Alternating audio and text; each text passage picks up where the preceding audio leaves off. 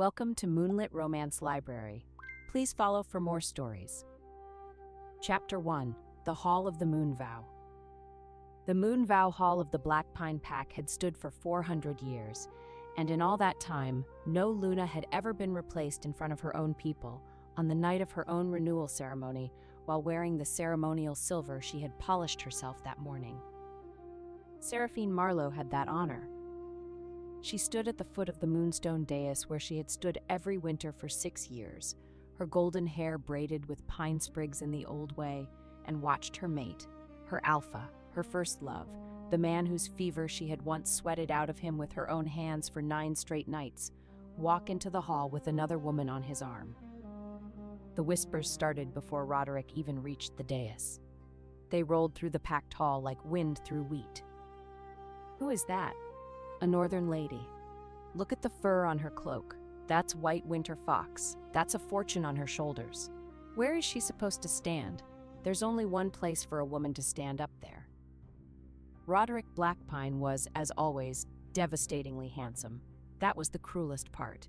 If he had been ugly, if he had been dull or coarse or weak-jawed, Seraphine might have convinced herself she had never really loved him. But Roderick was tall and dark-haired and built like a war poem, with gray eyes that could make a woman forget her own name when they softened, which they used to do, often, when he looked at her. They did not soften now. He walked with the northern woman past the long tables where Seraphine had arranged the winter feast herself. The roast venison she had traded 2 bolts of good linen to secure, the root vegetables from the cellar she had reorganized in September, the honey mead she had bartered from the river merchants using a credit line she had personally guaranteed. He walked past all of it as though it had appeared by magic, and he stopped at the foot of the dais, and he did not look at Seraphine. "Members of the Black Pine Pack," Roderick said, and his voice filled the hall the way it always did, like a bell rung inside a cathedral. "Honored elders, bonded families. Tonight is the night of the moon vow, when the Alpha reaffirms his bond and presents his Luna to the watching moon." Seraphine's hands were steady at her sides. She had rehearsed her part. She would step forward, Roderick would take her hand, they would speak the old words, and the winter would be sealed. She had done this 5 times before. She knew the cadence of it, the way she knew her own heartbeat. "Tonight," Roderick continued, "I present a new bond." The hall went so quiet that Seraphine heard a log shift in the great fireplace 30 feet away. "Lady Alara Winterbourne, of the Northern Winterbourne family, has accepted the position of Luna of the Black Pine Pack." The woman beside him stepped forward, and Seraphine got her first real look at the person who was replacing her. Alara Winterbourne was beautiful in the way that expensive things are beautiful, precise, polished, and utterly without warmth. She had dark auburn hair coiled at the base of her neck, skin like parchment that had never seen honest sun, and eyes the color of frozen river water. She wore white winter fox across her shoulders and a gown of midnight blue velvet that must have cost more than the Black Pine Pack's entire autumn grain budget. Her hands were folded in front of her, and her expression was one of serene, practiced modesty, the kind of modesty that says, "I have already won, and I am being gracious about it." She was also, Seraphine noticed with a clarity that surprised her, wearing a betrothal chain that had been forged at least 3 months ago. The silver had already developed the specific patina that comes from being worn daily against skin. 3 months. Roderick had been planning this for 3 months, through the autumn harvest that Seraphine had managed, through the Salt Road dispute that Seraphine had negotiated, through the silver mine transport crisis that Seraphine had solved by riding out to the mountain pass herself in early snow. 3 months of smiling at her across the breakfast table, of accepting her reports on grain stores, of letting her work herself raw to hold his pack together, while this chain cooled against another woman's throat. Seraphine looked at Roderick. For the first time since he had entered the hall, he looked back. She saw it in his eyes. Not cruelty, not hatred, not even indifference. Something worse. Relief. He was relieved to be done with her. Not because he had never loved her. He had, she knew that with the certainty of 6 years of shared nights and whispered promises and the specific way he used to press his face against her hair and breathe her in like she was the only clean air in the world. He had loved her. But loving Seraphine Marlowe came with a price that Roderick Blackpine had decided he could no longer afford. She was too competent, too necessary, too much. When a Luna runs the grain stores and the salt road and the medicine supply and the merchant contacts and the elder relationships, the Alpha starts to feel like a figurehead. When a Luna solves crises faster than the Alpha hears about them, the pack starts to look at her first and him second. When a Luna is brilliant and capable and golden-haired and universally respected, the Alpha starts to wonder if his pack is really his pack or hers. Roderick had found a solution. He had found a Luna who came with an army, a treasury, and a family name that would make other packs think twice before challenging him, and who would, by all appearances, be content to stand at his side and look decorative. It was, from a certain angle, almost reasonable. From where Seraphine was standing, it was the most breathtaking betrayal she had ever experienced, and she had once watched a merchant try to sell her a crate of sawdust labeled as cinnamon. "Seraphine," Roderick said, and his voice was careful now, the way it got when he was handling something he expected to break. "I know this is not what you anticipated for tonight's ceremony. I want you to know that your years of service to this pack—" "Service," Seraphine repeated, and the word came out flat and precise, like a coin dropped on stone. "Are deeply valued. A home has been prepared for you at the eastern edge of the territory, near the border crossing. It's comfortable, warm. You'll receive a monthly allowance and—" "The eastern border cottage," Seraphine said. "The one with the leak in the north wall that I submitted a repair request for in August, which was denied because, and I am quoting your steward, there are higher priorities for the carpentry budget." A small, horrible silence. Elder Marin, seated at the front table, made a sound that was very carefully not a laugh. "The cottage has been repaired," Roderick said tightly.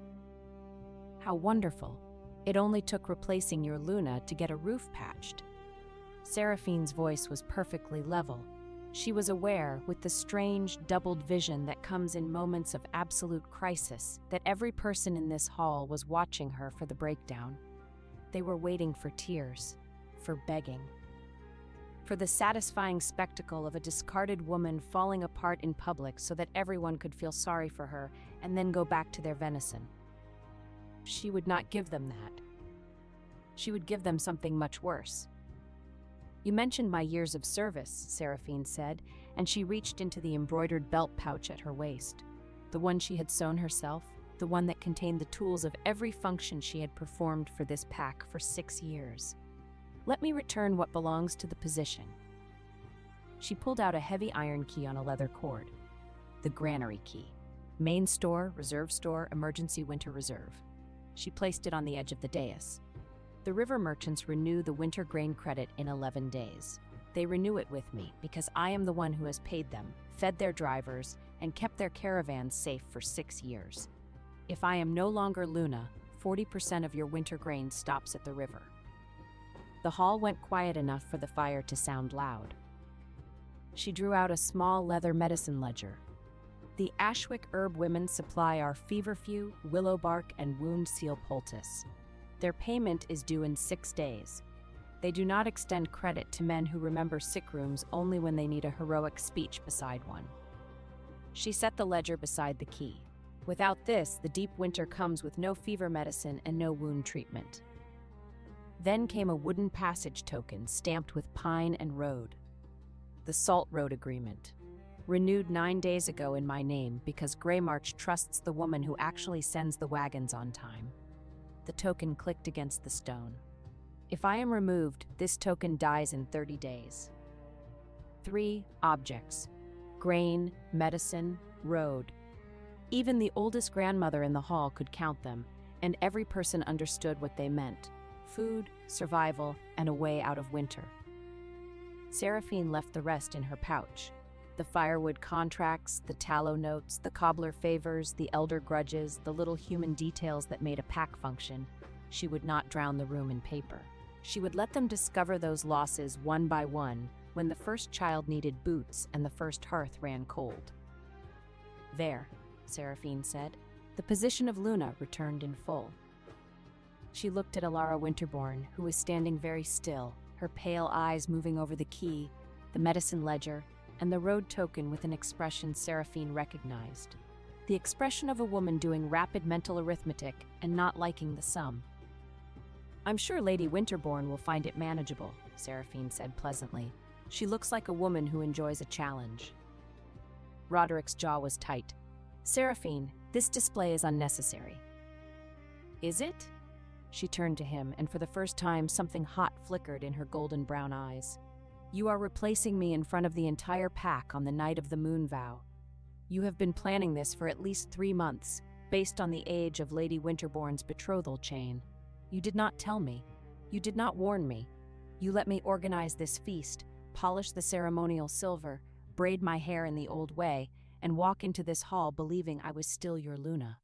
If anyone in this room is putting on an unnecessary display, Roderick, it is not me."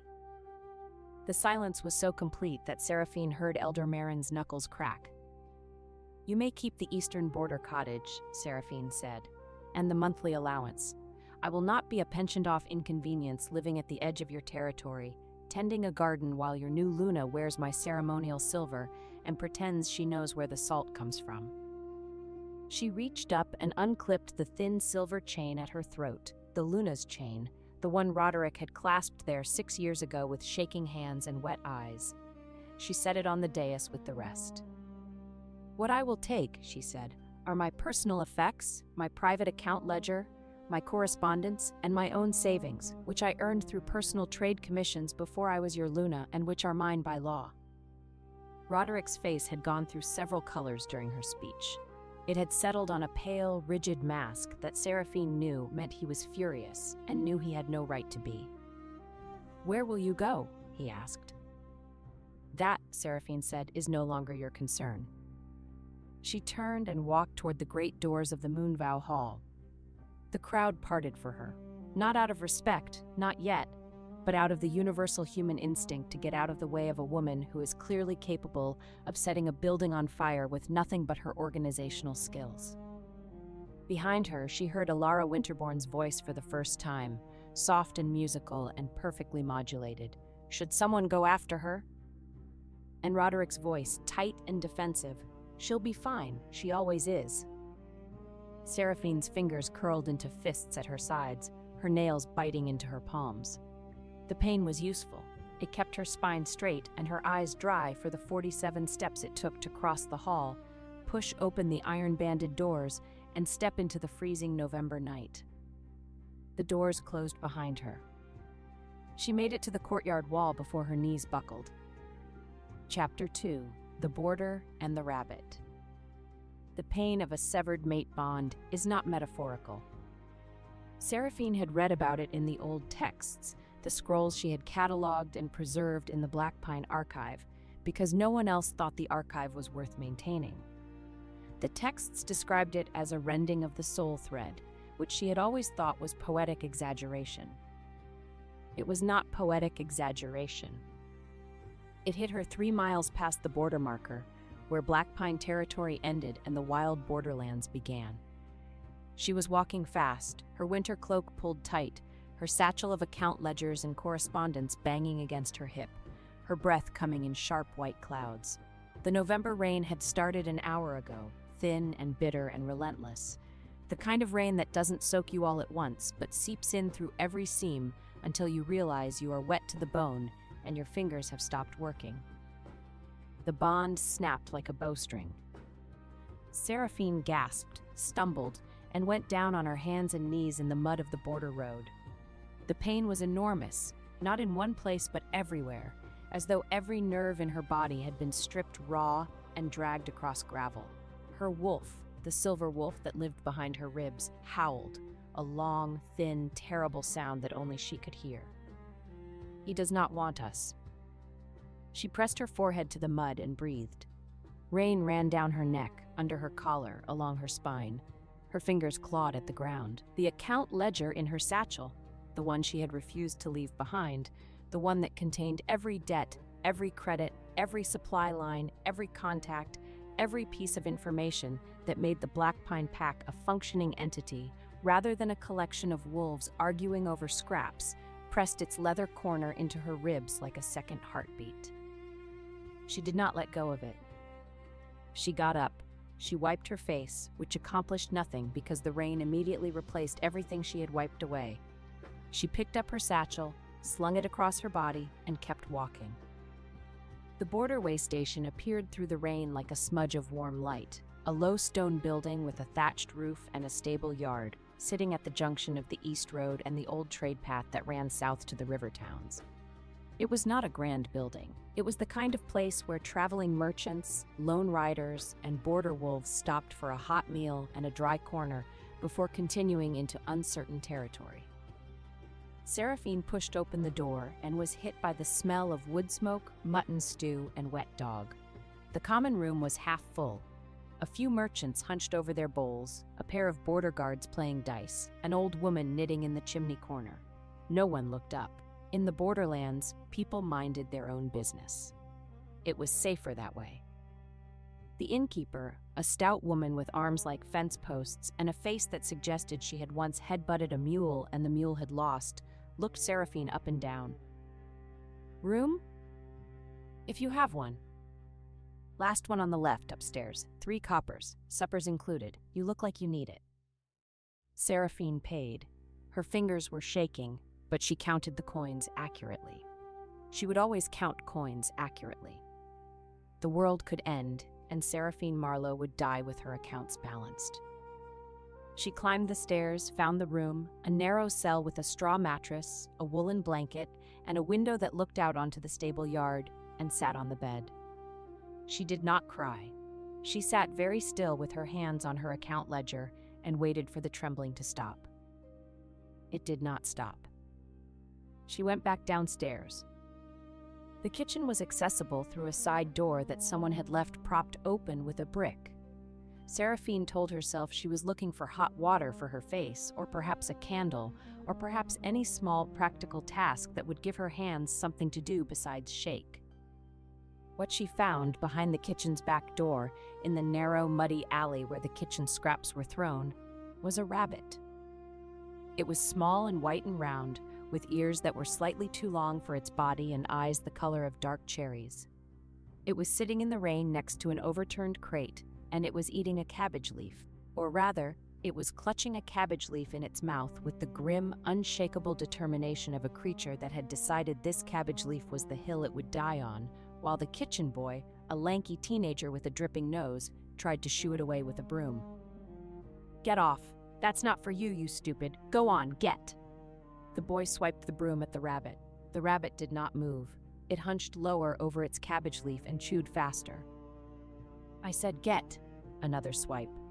The rabbit dodged the broom with a small, indignant hop and resumed chewing. The cabbage leaf was now considerably smaller, but the rabbit showed no intention of surrendering what remained. "You little," the boy raised the broom higher. "Stop." Seraphine's voice came out sharper than she intended. The boy turned, saw a golden-haired woman standing in the kitchen doorway with rain in her hair and murder in her eyes, and prudently lowered the broom. "It's just a rabbit, miss. It keeps getting into the vegetable stores." "Then fix the latch on your vegetable stores." Seraphine walked past the boy, crouched in the mud. She was already so wet and filthy that a little more made no difference, and looked at the rabbit. The rabbit looked at her. It had stopped chewing. The cabbage leaf hung from its mouth like a limp green flag. Its dark cherry eyes were very round, and its nose was twitching in the rapid, assessing way that rabbits' noses twitch when they are deciding whether a new person is a threat, a friend, or irrelevant. Seraphine held out her hand, palm up, fingers relaxed. She did not move. She barely breathed. The rabbit considered her for a long moment. Then it hopped forward, one small, careful hop, and pressed its nose against her fingertips. Its nose was cold and wet and impossibly soft, and it twitched 3 times against her skin before the rabbit apparently decided that Seraphine was acceptable. It hopped into her lap. It was warm, absurdly warm the way small animals always are, as though they contain a furnace somewhere beneath their fur that is wildly out of proportion to their size. It settled against her stomach, tucked its feet underneath itself, and continued eating the cabbage leaf. Seraphine sat in the mud in the rain behind a border way station kitchen, holding a rabbit that had been thrown out of the only place it knew for the crime of trying to feed itself, and she thought, well, we match. She carried it inside. No one stopped her. The innkeeper looked at the rabbit, looked at Seraphine's face, and said nothing. There were some faces you did not argue with. Upstairs, Seraphine set the rabbit on the bed. It explored the blanket with the thorough, methodical intensity of a creature cataloging its new territory, circled 3 times, and flopped onto its side. Seraphine sat beside it, opened her account ledger, and began to read. The numbers were familiar, comforting. Every line in this ledger represented a relationship she had built, a deal she had struck, a crisis she had solved. The river merchants, the Salt Road Passage, the Heartwood Carriers Guild, the Herb Women of Ashwick, the quarterly grain deliveries, the winter tallow supply, the emergency credit line with the Greymark banking house. These were hers, not Roderick's, not the Blackpine Pack's, hers. She had built them with her own mind, her own hands, her own relentless competence. And when Roderick Blackpine stood in his Moonvow Hall with his beautiful northern bride and realized that his granary was emptying, his salt road was closing, his medicine supply was vanishing, his silver mine wagons were not arriving, and his elders were asking uncomfortable questions about where the woman who actually ran everything had gone, these relationships would still be hers. The rabbit nudged its nose against her ankle. She reached down and stroked its ears without looking, her eyes still on the ledger. "I'm going to need a name for you," she said. The rabbit thumped one hind leg against the mattress. A small, decisive thump, the sound a rabbit makes when it is either content or staking a claim. "Clover," Seraphine said, "because you are small, round, and apparently impossible to uproot." Clover thumped again and went to sleep. Chapter 3. The Border Wolf King. The rain stopped sometime before dawn. Seraphine knew this because she had not slept. The broken bond ached in her chest like a cracked rib, pulsing with every heartbeat, and she had heard every shift in the weather, every creak of the building, every snore from the common room below. She heard the riders arrive at first light. Not merchants. Merchants traveled in carts. These were mounted riders, heavy horses, moving in formation. She heard the jingle of tack, the low murmur of voices accustomed to command, and distantly, the whine of wolves. Border wolves, big ones, from the sound of their vocal range. Seraphine was dressed and packed in 3 minutes. She had not unpacked much. She was a woman who understood that situations could change quickly, and she kept her belongings in a state of permanent readiness. The only concession to the night was that Clover was now riding in the front fold of her cloak, a warm white lump against her collarbone, ears flat, nose twitching. She came down the stairs with her satchel on her hip, her golden hair in a single damp braid, her spine straight, and her face arranged in the polite, competent mask she had worn for 6 years of managing a pack that did not appreciate her. The common room was full of soldiers. Not soldiers in the ragged, improvised way that pack warriors sometimes were. These were uniformed, dark leather and gray wool, steel-reinforced bracers, weapons that were clean and oiled and clearly used regularly. They moved with the easy discipline of men who had been well-trained and well-fed, and who answered to someone they genuinely respected rather than merely feared. At the center of the room, seated at the largest table with a map spread before him and a cup of tea steaming at his elbow, was the most handsome man Seraphine had ever seen. She was irritated by this. She had just been publicly humiliated, thrown out of her home, and severed from her mate bond.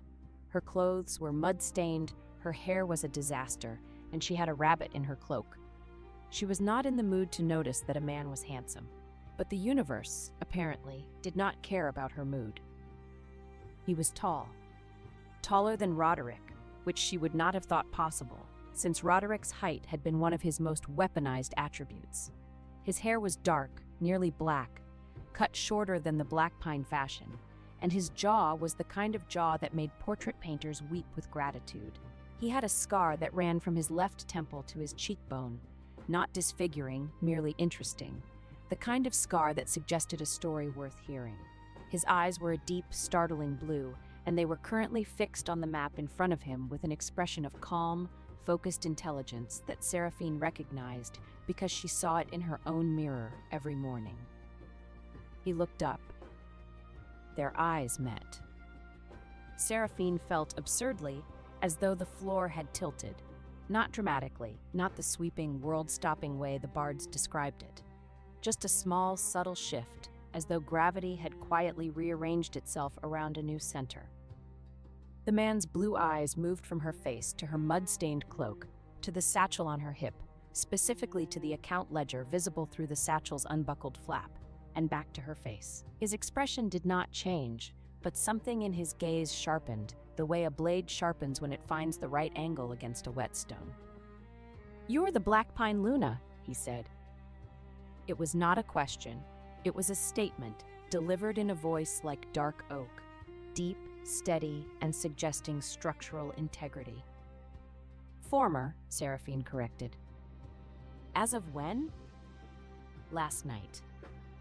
One of the soldiers near the door glanced up. The innkeeper, who had been very carefully pretending to polish a mug, stopped pretending. The man at the table studied her for a moment longer. Then he said, "Sit down." "I don't know who you are."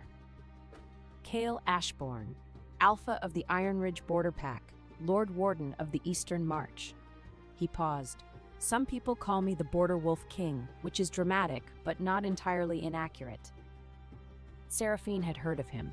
Everyone had heard of him. Cale Ashbourne held the borderlands between the settled Pack territories and the wild country to the east, a vast, ungoverned stretch of mountain, forest, and trade road that every merchant, every caravan, and every supply chain had to cross.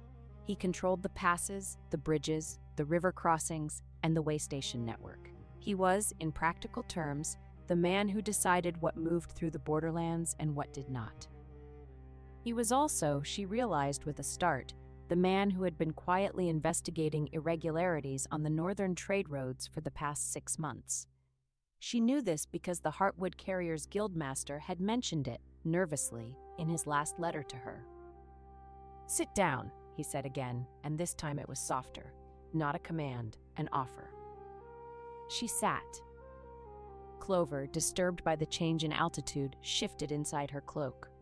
A tiny white ear poked above Seraphine's collar, rotated once like a small furry periscope, and disappeared back into the fabric. Cale Ashbourne looked at the place where the ear had been. He looked at Seraphine. One corner of his mouth moved by approximately 1/16 of an inch. "Is there a rabbit in your cloak?" he asked. "There might be." "Does it have a name?" "Clover." "Of course it does." He took a sip of his tea. "You crossed the border last night, in the rain, without escort, with a broken mate bond and—" his eyes dropped to her satchel again, "what appears to be a full set of commercial account records." "I was not offered an escort. I was offered a leaking cottage and a monthly allowance." "And you chose the rain." "The rain doesn't condescend to me." That 1/16 of an inch movement at the corner of his mouth happened again. Seraphine was beginning to suspect it was his version of a smile. "I've been watching the Black Pine Pack's trade activity for 6 months," he said. "Specifically, the northern supply contracts that changed hands after the Winterborn betrothal was announced. Grain prices tripled on the Black Pine purchase orders. The Salt Road usage fees doubled. The Silver Mine transport contract was renegotiated with a penalty clause that didn't exist before." He paused. "All of these changes happened after Lady Winterborn's family began their involvement with the Black Pine Pack, and all of the original contracts that kept prices stable were negotiated by one person." He looked at her. "You," he said. "Yes." The Black Pine Pack is approximately 30 days from a full winter supply crisis. Their grain will run short in 3 weeks. Their Salt Road closes in a month. Their medicine supply ends in 6 days. Their silver mine transport is in default. Yes. And the woman who built and maintained every single one of those supply lines is currently sitting in a border way station with a rabbit in her cloak. Yes. Cale Ashbourne set down his tea. He leaned back in his chair, crossed his arms, and regarded her with an expression that contained, in carefully measured proportions, respect, calculation, and something that Seraphine could not immediately identify, but that made the broken place in her chest feel slightly less broken. "Lady Marlowe," he said, "I believe you and I have a great deal to discuss. I am no longer a lady of anything." "That," he said, "is a matter of perspective and paperwork." He stood. He was even taller standing, which seemed structurally unnecessary. "I'm riding to Iron Ridge Keep this morning. My steward has been telling me for 6 months that our border trade network needs an overhaul, and I have been ignoring him because I don't have anyone who understands supply chains well enough to do it. You clearly do." He paused. "I can offer you border passage rights, a room in the keep, access to the Merchant Guild Hall, and the legal status of a trade advisor under my protection. In return, I would like you to look at my trade routes and tell me where they're bleeding money." Seraphine stared at him. "You're offering me a job." "I'm offering you a starting position. What you do with it is your decision." "You don't know me." "I know your work. I've been reading the trade records from the Black Pine Pack's supply chain for 6 months.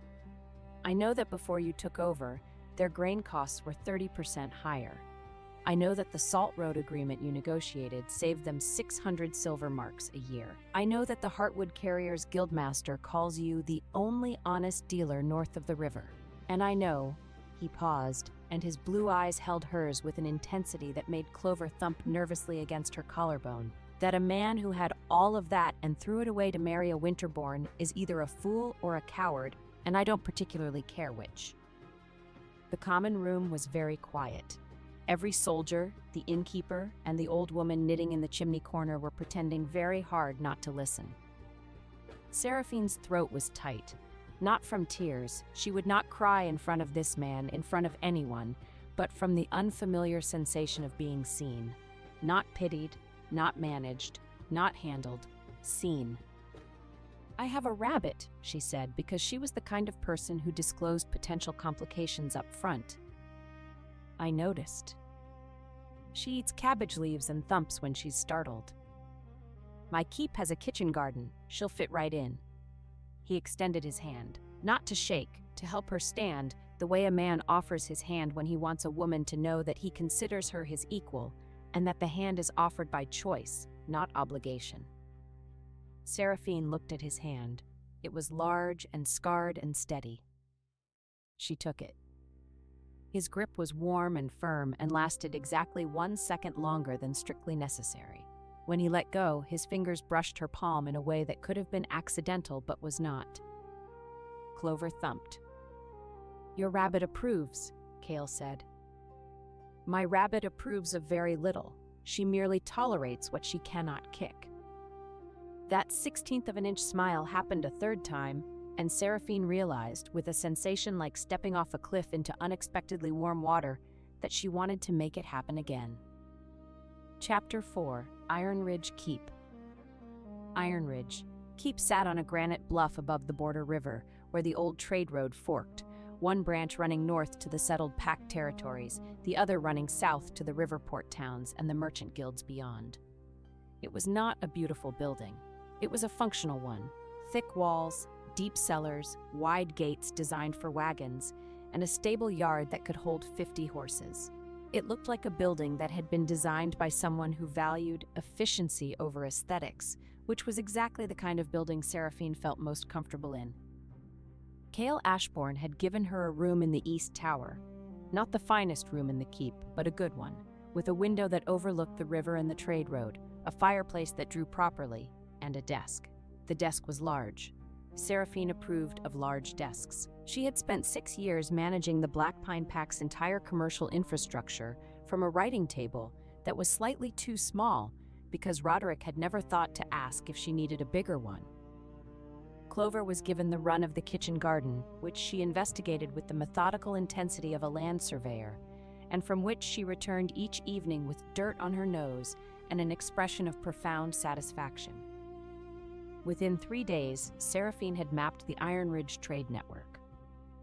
Within a week, she had found where it was bleeding money. The border trade routes were a mess, not from corruption but from neglect. Cale Ashbourne was a superb military commander and a respected alpha, but he had the commercial instincts of a brick. His steward, a well-meaning man named Aldrich, had been doing his best, but his best involved paying whatever price the merchants quoted and hoping for the best. Seraphine did not hope for the best. Seraphine negotiated. She started with the grain merchants. The Iron Ridge pack was buying winter grain from 3 separate suppliers at 3 different prices, none of which had been compared or renegotiated in 2 years. Seraphine sat in the Merchant Guild Hall, a drafty stone building in the border town below the keep, and invited all 3 suppliers to the same meeting.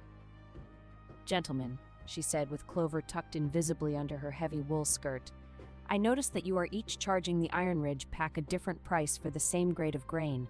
This suggests either that grain quality varies dramatically between your warehouses, which would concern me, or that you have been taking advantage of the fact that no one here has bothered to compare your invoices, which would also concern me."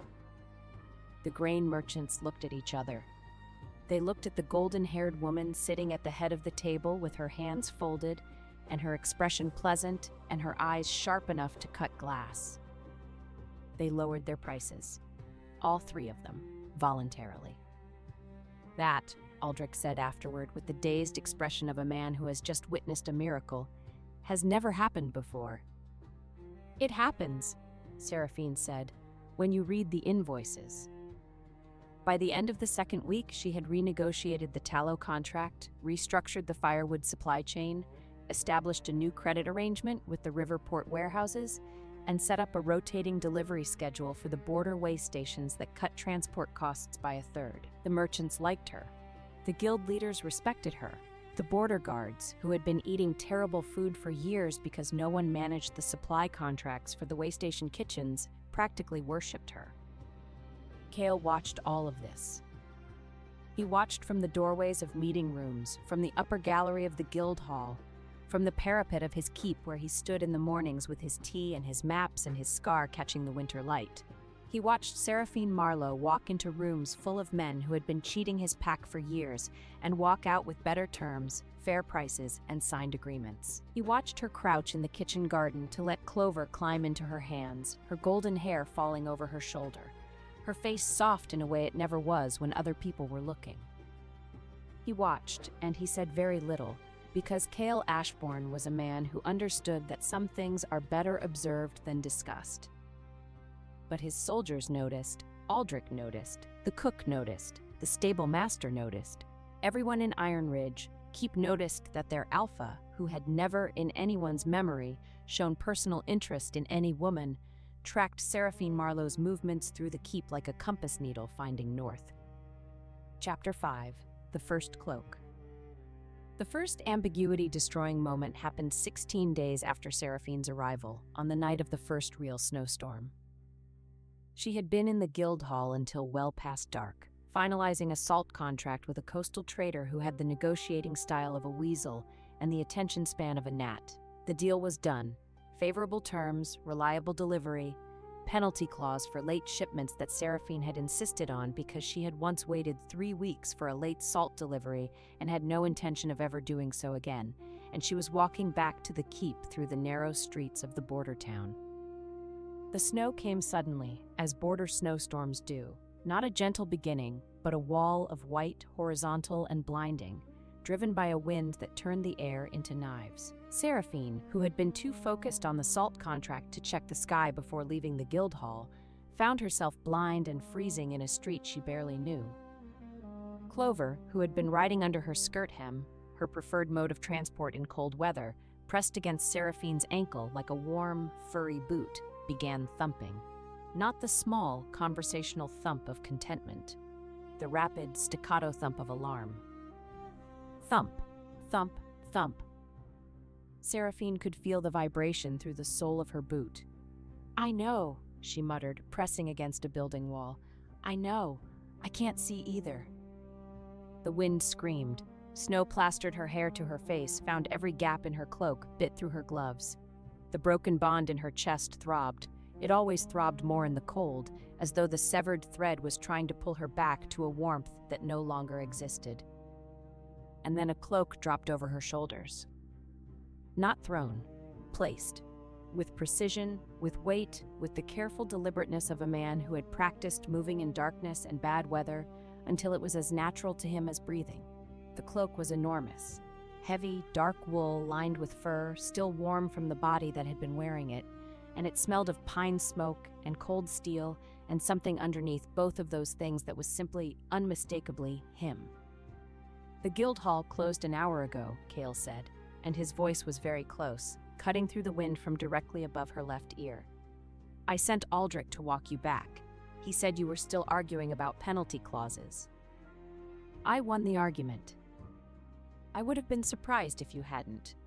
His hand found her elbow, unerringly, in total darkness and blinding snow, and steadied her. "Can you walk?" "Of course I can walk." "You're shaking." "I'm cold. Those are different things." A pause. She could not see his face, but she was absolutely certain that the 16th of an inch smile was happening. "Walk with me then," he said. "The keep is 4 streets north. I know the way blind." "You came out in a blizzard to find me." "I came out in a blizzard to check the border watch. Finding you was coincidence." "You're not wearing a cloak." "I have a thick constitution." "You're standing in a blizzard in a shirt." "A heavy shirt." Seraphine wanted to argue further, but the wind chose that moment to gust so hard that she staggered, and Cale's hand on her elbow tightened, and she found herself pressed against his side, his very solid, very warm, very shirt-clad side, and his arm came around her shoulders to hold the cloak closed against the wind, and she discovered that the warmth of a large man in a snowstorm is a profoundly convincing argument against further protest. They walked. His arm stayed. Clover, from her position under Seraphine's skirt hem, produced a single, contented thump. Halfway to the keep, Seraphine became aware that Cale was shielding her from the wind with his body. Not obviously, not dramatically, but with the quiet, automatic precision of a man for whom protecting others was as reflexive as breathing. He had positioned himself on her windward side. His arm across her shoulders was angled to block the snow from hitting her face. He was, she realized, freezing. "You should take your cloak back," she said. "No. You'll get frostbite. I'll get warm by the fire." "You are the most stubborn." This, from a woman who argued about penalty clauses for 3 hours in a room with a dying fire. The fire was adequate. The fire was 2 embers and an optimistic stick. She laughed. It was a small, involuntary sound, startled out of her by the sheer absurdity of standing in a blizzard, arguing about fire quality with a man who had given her his cloak and was pretending he wasn't cold. It was the first time she had laughed since the Moonvow Hall, and the sound of it surprised her so much that she stopped walking. Cale stopped too. In the narrow space between snow gusts, she caught a glimpse of his face, snow in his dark hair, ice on his scar, and his blue eyes looking at her with an expression that was not the 16th of an inch smile. It was something larger, something unguarded, something that he shut down almost immediately, but not quite fast enough. He had been looking at her the way Roderick used to look at her, except that Roderick's version of that look had always contained, underneath the warmth, a flicker of something wary, a man admiring a fire that he feared might burn him. Cale's version contained no fear at all. "We should keep walking," he said, and his voice was perfectly steady, because Cale Ashbourne could control his voice the way other men controlled their sword arms. They kept walking. His arms stayed around her shoulders. The cloak smelled like pine smoke and cold steel in him, and Seraphine stored that information in the same part of her mind where she kept her most important accounts, the things too valuable to write down, in case someone tried to take them away. Chapter 6: The Rotting Pack. While Seraphine was building trade routes and accepting cloaks from blue-eyed border kings, the Black Pine Pack was dying. Not literally, not yet, but the slow, grinding death of a community that has lost its infrastructure and doesn't realize it until the food runs out. The grain ran short in the third week, exactly as Seraphine had predicted. The river merchants declined to renew the credit arrangement without Seraphine's personal guarantee, exactly as she had warned. The Salt Road closed when the Greymark elders received no renewal request from anyone they recognized, and the medicine supply from the Ashwick herb women ended when the payment was 6 days late. The silver mine wagons stopped coming on the 22nd day. Roderick Blackpine discovered, in the sharp and unforgiving classroom of consequence, that running a pack required more than being tall, handsome, and commanding. It required knowing where the food came from. It required knowing who to pay and when and how much. It required knowing that the cobbler who made boots for the pack's children at cost did so because someone delivered his wife's cheese to market, and that if the cheese deliveries stopped, the boots stopped, and if the boots stopped, children walked barefoot in snow. It required, in short, Seraphine Marlowe. And Seraphine Marlowe was gone. Alara Winterbourne, to her credit, was not entirely useless. She was, in fact, much more capable than Roderick had expected, but her capabilities lay in a direction that made his blood run cold as the winter deepened. She began with the pack's debts. The Blackpine Pack owes 2,000 silver marks to the Heartwood Carriers Guild, she told Roderick on the fourth morning, her voice soft and measured, her pale eyes scanning a ledger that she had produced from her own traveling case. And 1,400 marks to the river merchants, and 800 to the Salt Road Licensing Authority. Total outstanding obligations, 4,200 marks. Roderick stared at her. I didn't know. Your former Luna managed these debts personally. She kept them rolling through a combination of personal guarantees, bartered services, and partial payments timed to cash flow projections. Alara set the ledger down. She was, I must admit, remarkably skilled. Can you do the same? I could, she folded her hands. But it would be simpler to consolidate. Consolidate how? My family's banking house can purchase the outstanding debts from the individual creditors. Instead of owing money to a dozen different people, the Blackpine Pack would owe money to one, the Winterbourne family. She smiled. It was a lovely smile, warm and reassuring and utterly without warmth. It's more efficient. Roderick, who did not understand debt consolidation the way Seraphine would have, and who was too proud to admit this, agreed. This was the second worst decision he had ever made. The first was letting Seraphine walk out of the Moonvow Hall. Because Alara Winterbourne had not come to the Blackpine Pack to be a Luna. She had come to be a locksmith, fitting the tumblers of debt and dependency into place until the entire pack was a door that her family could open at will. Within 2 weeks, the Winterbourne family held every major debt the Blackpine Pack owed. The grain supply was rerouted through Winterbourne warehouses at prices that were technically fair but practically ruinous. The pack's guard rotation was supplemented by Northern soldiers for the pack's protection during this difficult transition, who answered to Alara's family steward, not to Roderick. The pack's treasury key, which Roderick had always carried, was placed in a lockbox to which Alara held the second key as a precaution against the debts.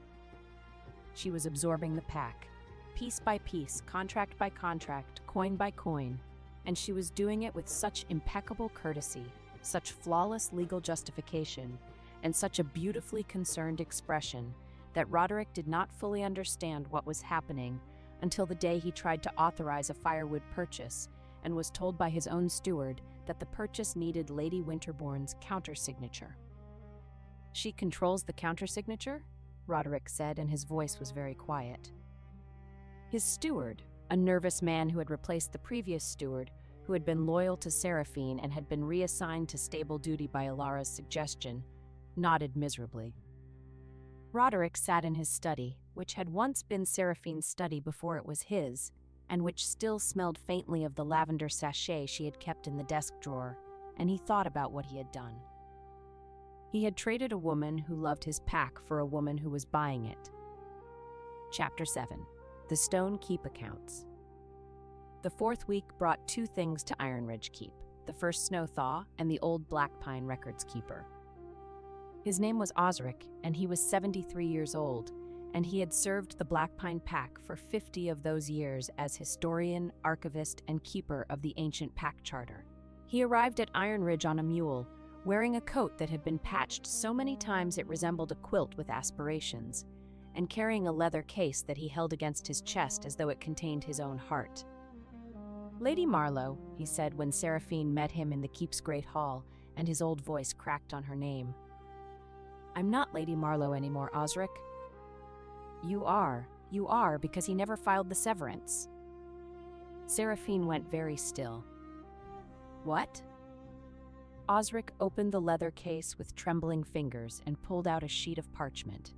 Old, official, bearing the Black Pine Pack's seal. When an alpha dissolves a mate bond and removes a Luna from her position, the ancient charter requires a formal severance to be recorded by the pack historian and witnessed by 3 elders. The alpha must sign it. The historian must seal it. Until this is done, the former Luna retains her legal standing as a member of the pack.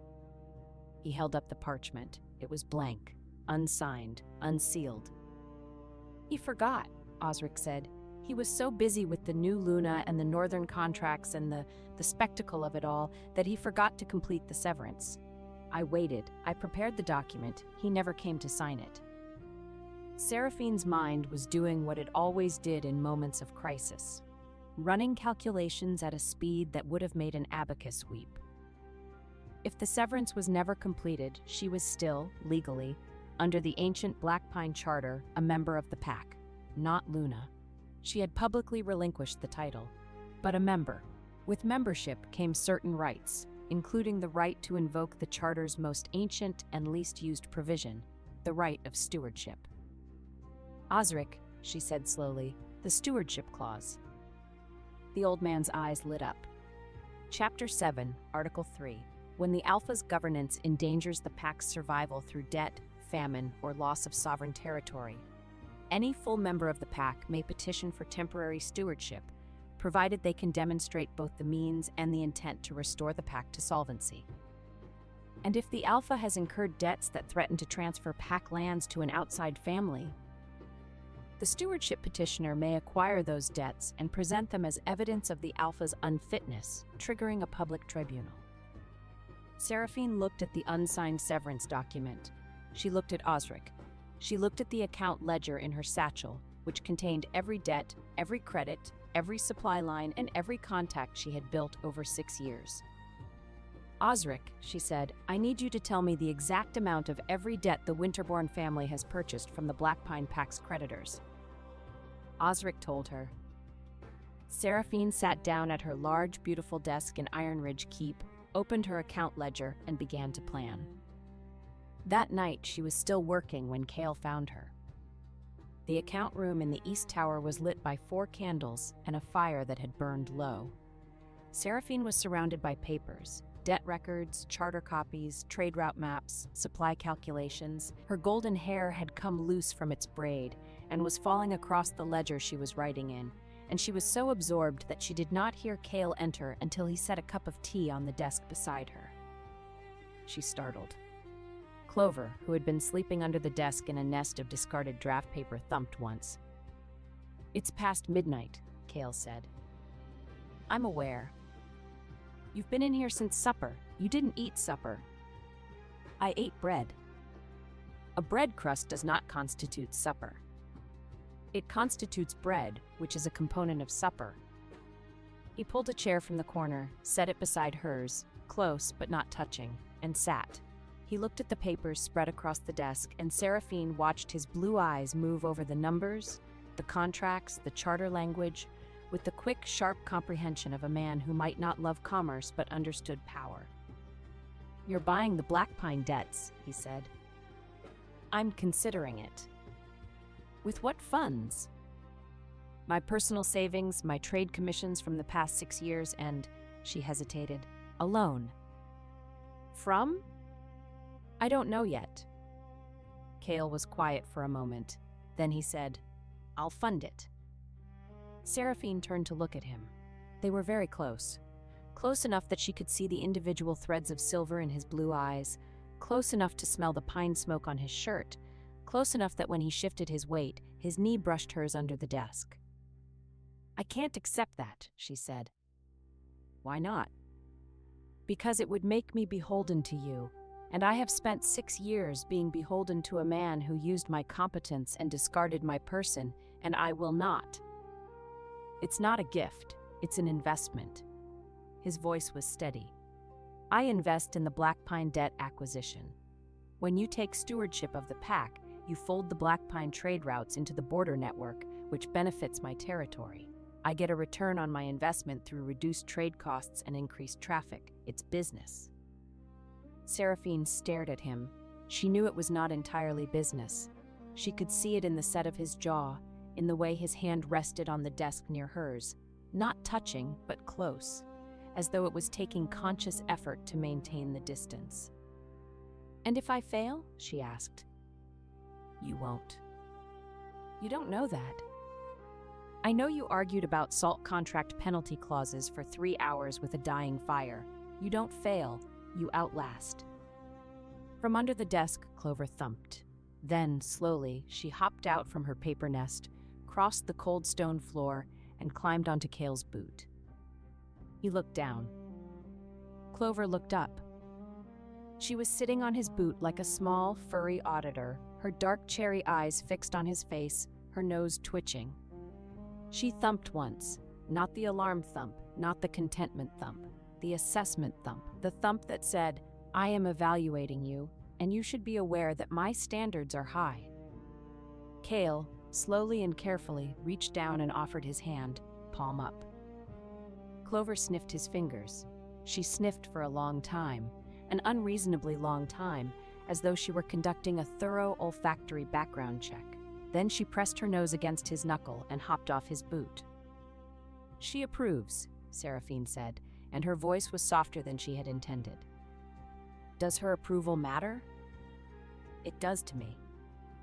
They looked at each other across the desk.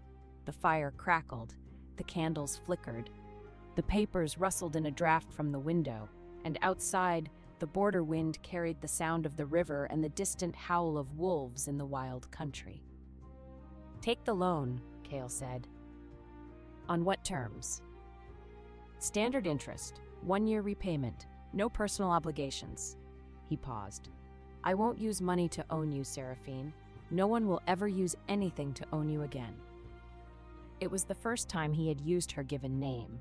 It sounded different in his voice, not smaller the way it had sometimes sounded in Roderick's mouth, as though he were trying to contain it, but larger, expansive, like a name that had room to grow. "All right," she said. "All right? I accept the loan, standard terms, and I want the interest rate in writing before dawn." The 16th of an inch smile became, for the first time, a full smile. It transformed his face. It made him look younger, warmer, and so devastatingly handsome that Seraphine's stomach did something structurally inadvisable. "I'll have it drafted," he said, and stood, and his hand brushed her shoulder as he passed, the lightest possible touch, barely there, a whisper of warmth through her wool sleeve. She did not sleep that night, but the reason had changed. Chapter 8. The Salt Road Gambit. Seraphine Marlowe bought the Black Pine Pack's debts in 8 days. It was, by any standard, a masterpiece of financial warfare. She approached each creditor personally, the Heartwood Carriers Guild, the River Merchants, the Salt Road Authority, the medicine suppliers, and purchased their claims on the Black Pine Pack at a discount. The creditors were happy to sell. They had no confidence in Roderick Blackpine's ability to pay. They had no relationship with Alara Winterbourne, and they trusted Seraphine implicitly. The total cost was 3,600 marks, less than the face value of the debts, because Seraphine negotiated discounts with the same ruthless efficiency she applied to grain contracts. Cale's loan covered the bulk of it. Her personal savings covered the rest.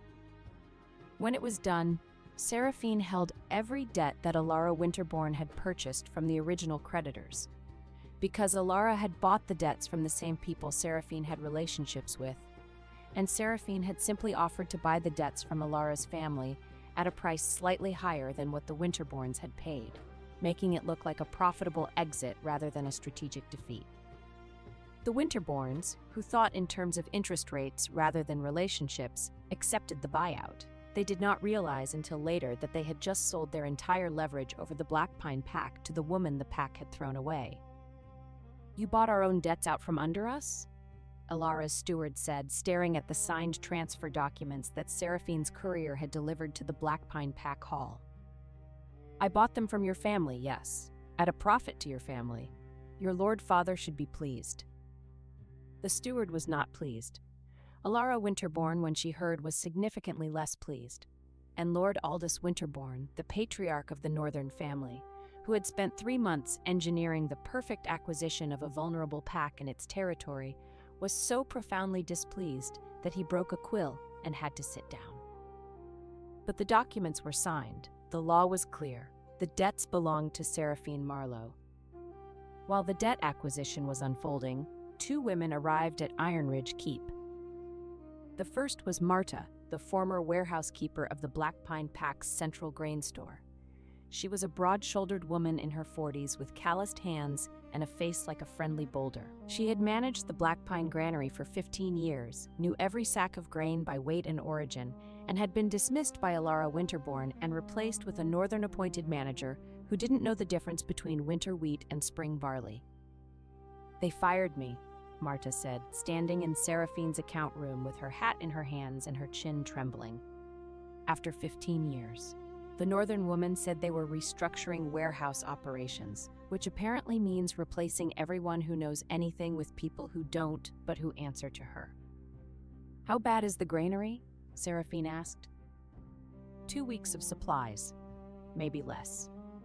The northern grain shipments are coming, but they're delayed and the quality is poor. I saw the manifests before they locked me out. Half of it is feed grain, not milling grain. The pack will have bread, but it'll be the kind of bread that breaks teeth. The second arrival was Brenna, a widow from the border town who ran a small caravan operation, 3 wagons, 5 drivers, and a reputation for delivering anything, anywhere, in any weather. She was 50 years old, had 4 arms like a blacksmith, and had been trying to get a trade license from the Iron Ridge Border Authority for 2 years.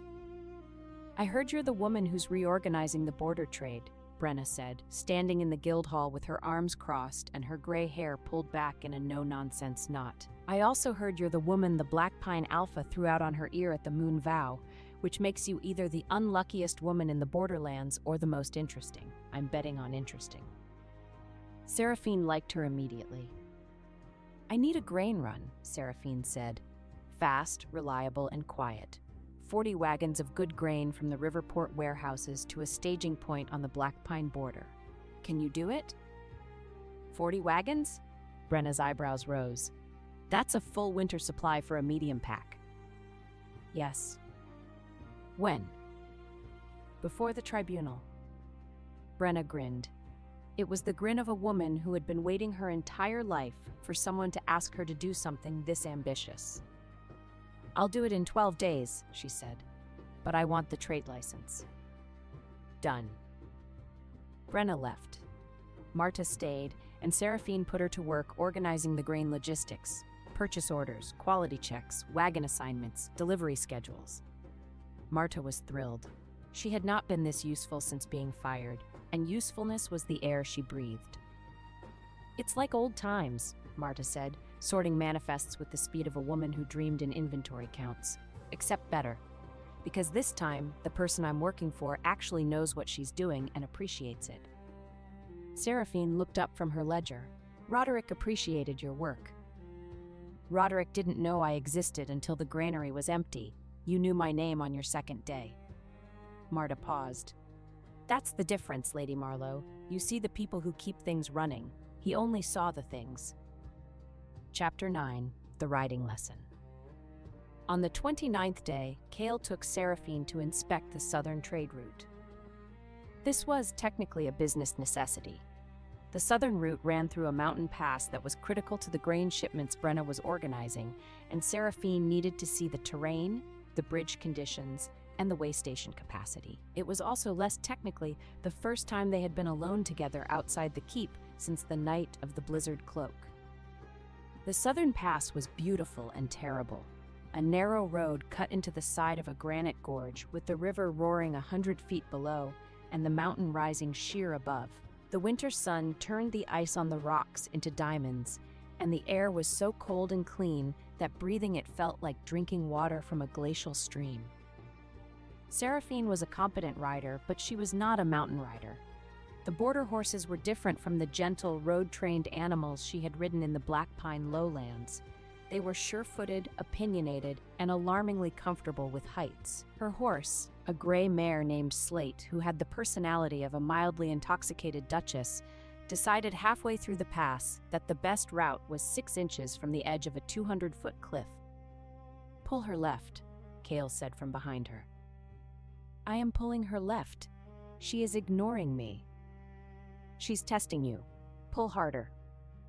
"If I pull any harder, I will pull myself off this horse and into the gorge."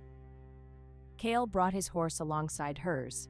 There was barely room for 2 horses abreast on the narrow road, which meant his leg was pressed against hers, his shoulder almost touching hers, and his hand was available to reach over and steady her reins. He did reach over.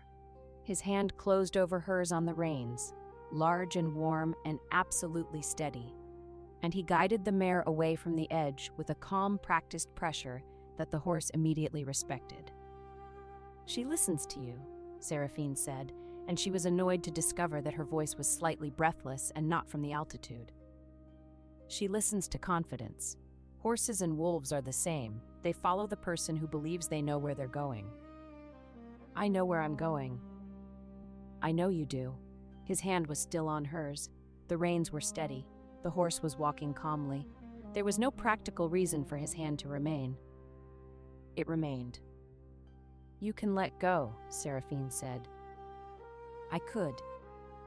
"The horse is fine." "The horse is fine." "Then why?" "Because your hand is cold and mine is warm, and I am choosing to interpret this as a practical concern rather than an emotional one."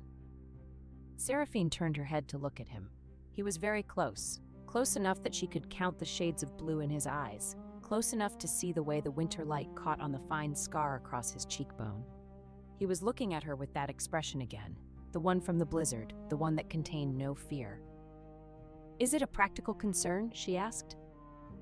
"Absolutely. Frostbitten fingers cannot sign contracts, and you have a tribunal to prepare for." "That is the most unromantic thing anyone has ever said to me."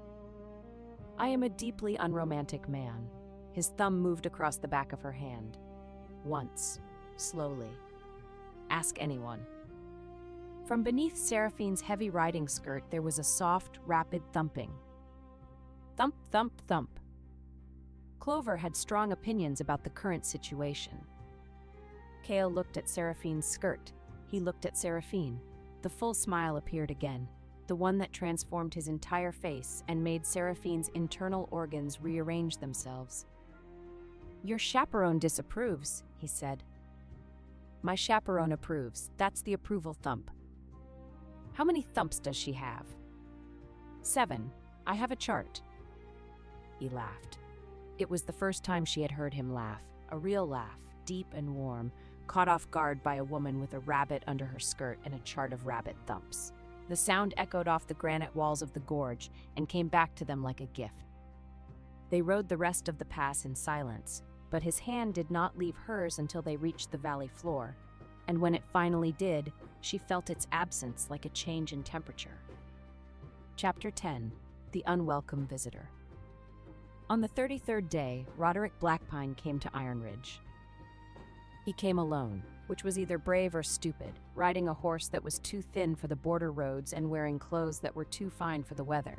He looked, Seraphine thought when she saw him from her tower window, like a painting of a hero that had been left in the rain. Still beautiful, still technically impressive, but slightly running at the edges. He asked to see her. He was told by Aldrich that Lady Marlowe was in a meeting with the Merchant Guild. He waited in the Great Hall for 2 hours, during which he was offered tea, adequate, bread, good, and the company of 3 border guards who knew exactly who he was, exactly what he had done, and who spent the entire 2 hours playing dice and pretending he did not exist.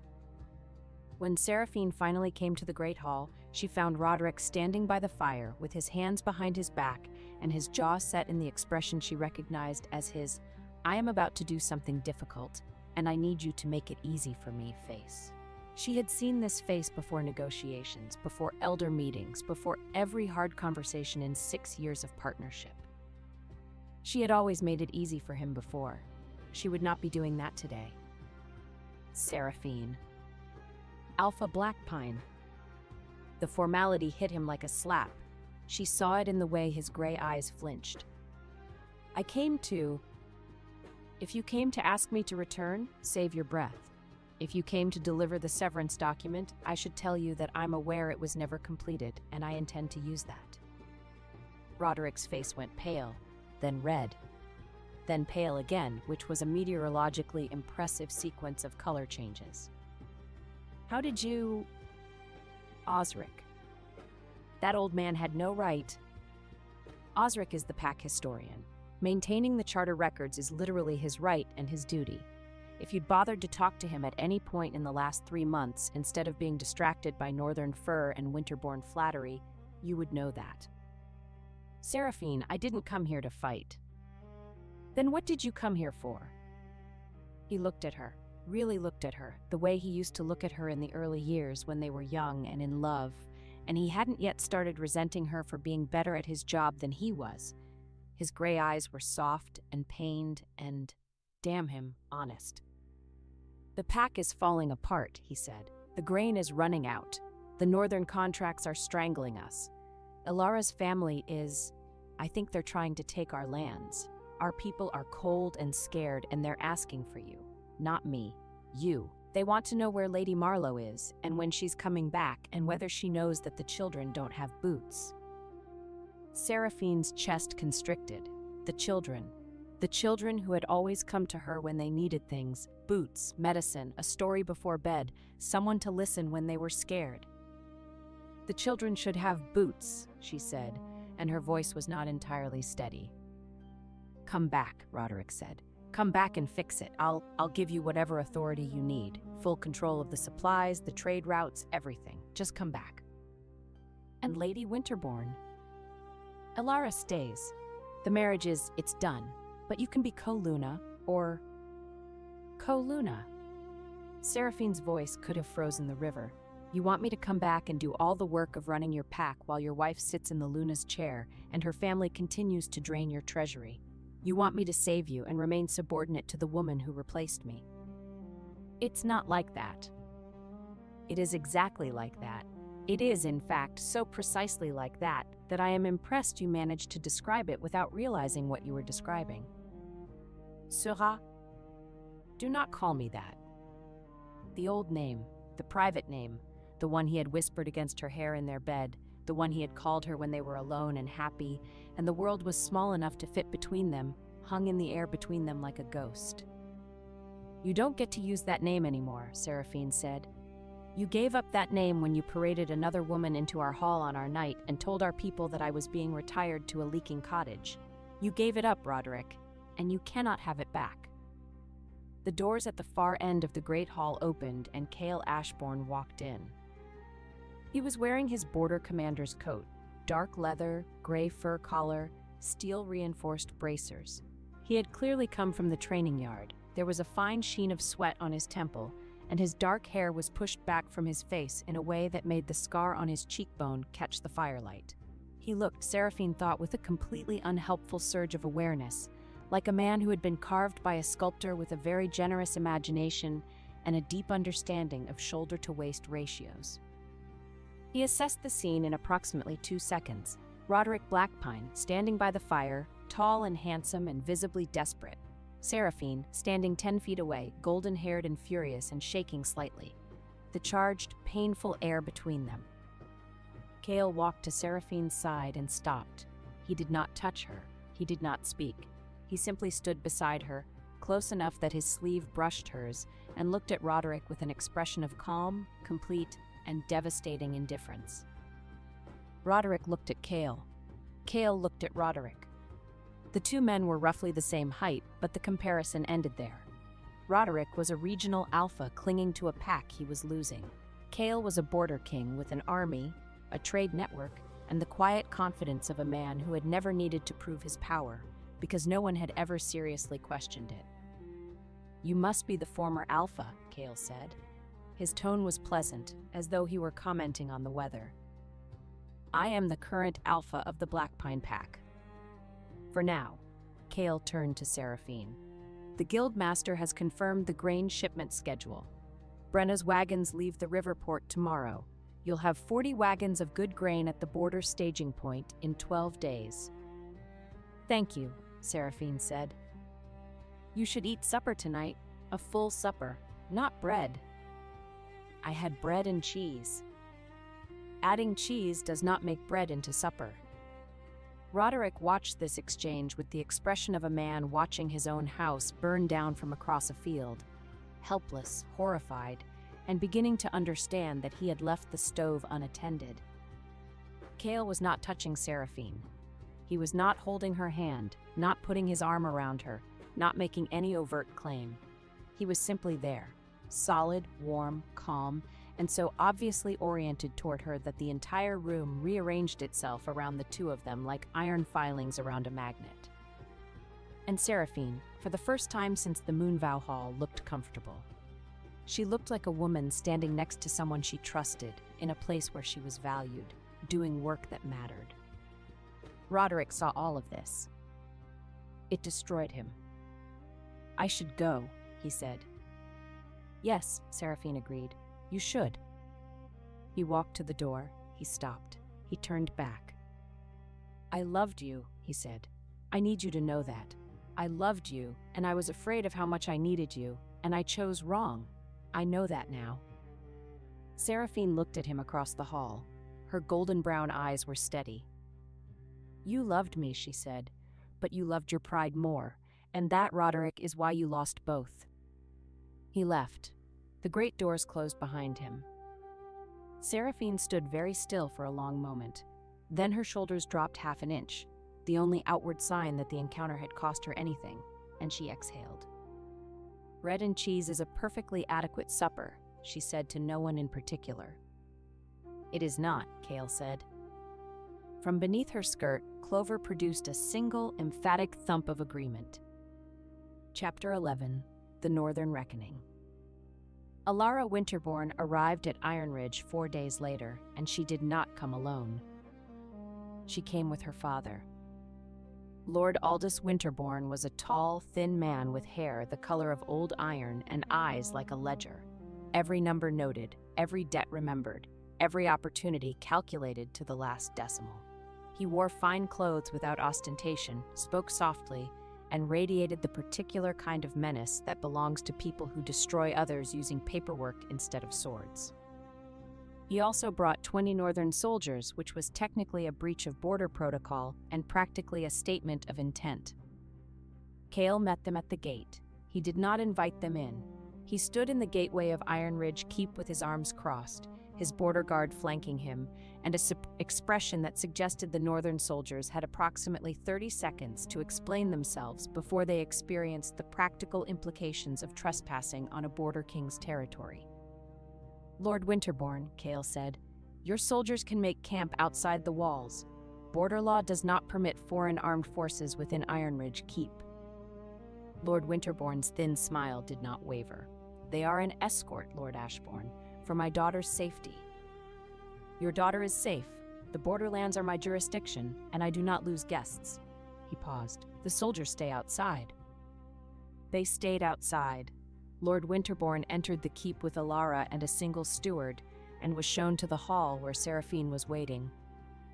This was the first time Seraphine and Alara had been face-to-face since the Moonvow Hall. Seraphine had spent the intervening weeks building a trade empire, acquiring debts, organizing grain shipments, and falling reluctantly but thoroughly in love with a border king. Alara had spent the same weeks managing a dying pack, executing her father's acquisition strategy, and slowly discovering that being a tool was lonelier than being a person. They looked at each other across the hall. Lady Marlowe, Ilara said. Her voice was as musical and measured as it had been in the Moonvow Hall, but there were shadows under her pale eyes that had not been there before. Lady Winterbourne, I understand you've purchased our family's debt holdings on the Blackpine Pack. I have. At a profit to my family. At a fair price to your family. I don't operate through deception, Lady Winterbourne. I find it inefficient. Ilara's jaw tightened. The barb had landed, because her father's entire strategy had been built on deception. The deception of a marriage disguised as an alliance, debts disguised as assistance, absorption disguised as generosity. Lord Winterbourne stepped forward. Lady Marlowe, my family has invested considerable resources in the Blackpine Pack's recovery. We have supplied grain, soldiers, and administrative support during a time of crisis. The debts you purchased represent a fraction of our total commitment. I propose a discussion about... Lord Winterbourne, Seraphine said, I don't negotiate with men who use their daughters as financial instruments. The hall went silent. Lord Winterbourne's thin smile froze. Ilara beside him went very still, but not with anger, with something else, something that looked for one unguarded instant like recognition. I beg your pardon? Lord Winterbourne said. Your daughter was sent to the Blackpine Pack with a betrothal chain, a set of debt contracts, and instructions to convert a marriage into an acquisition. The grain you supplied was feed quality, not milling quality. The soldiers you sent answered to your steward, not to the Alpha. The administrative support involved replacing every pack official who might resist your control with northern appointees. Seraphine opened her account ledger. I have the manifests, the contracts, the personnel records, and the correspondence between your steward and your banking house. I obtained them from sources within the Blackpine Pack who were loyal to me, who are still loyal to me, because loyalty is not something you can purchase at a discount. She set the ledger on the table. You did not invest in the Blackpine Pack, Lord Winterbourne. You were buying it. And now you can't because I own the debts, I hold the trade routes, and your daughter's leverage has evaporated. Lord Winterbourne's face was a study in controlled fury. He was not a man accustomed to being outmaneuvered, and he was even less accustomed to being outmaneuvered by a woman who had been publicly discarded 5 weeks ago. This matter will be settled at tribunal, he said tightly. I agree, Seraphine said. I have already petitioned for one.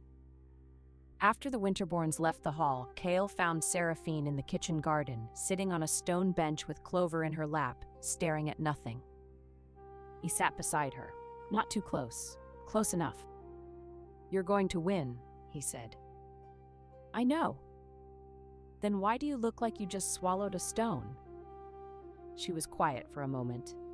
Because Ilara Winterbourne looked at me, when I said her father used her as a financial instrument, and she looked relieved, as if someone had finally said out loud what she already knew. That doesn't make her innocent. No, but it makes her pitiable, and I don't want to pity the woman who took my place. I want to be angry at her. Anger is simpler. Kale considered this. You can be angry at someone and pity them at the same time. It's called being a good person. I don't feel like a good person. I feel like a woman who is about to destroy a family's acquisition strategy and potentially orphan a pack from its new Luna, all because I was too proud to accept a leaking cottage. You were too smart to accept a leaking cottage. There's a difference. She looked at him.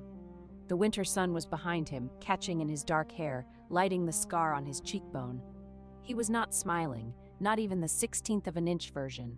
He was looking at her with complete, unguarded seriousness.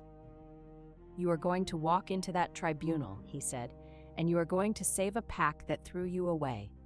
You are going to do it with your own mind, your own work, your own relationships, and your own courage.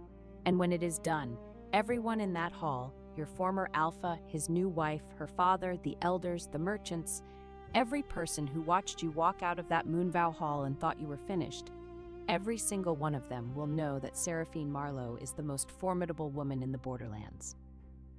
His hand was on the bench between them. She put hers on top of it. His fingers curled around hers, warm, steady, certain. "Stay with me," she said. "At the tribunal. I don't need you to fight for me, but I need you beside me."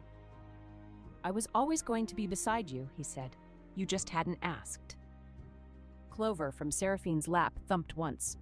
The approval thump. The real one. Chapter 12. The Second Flash of White Lightning. The incident happened 3 days before the tribunal, and it remains the single funniest thing that anyone in Iron Ridge Keep has ever witnessed.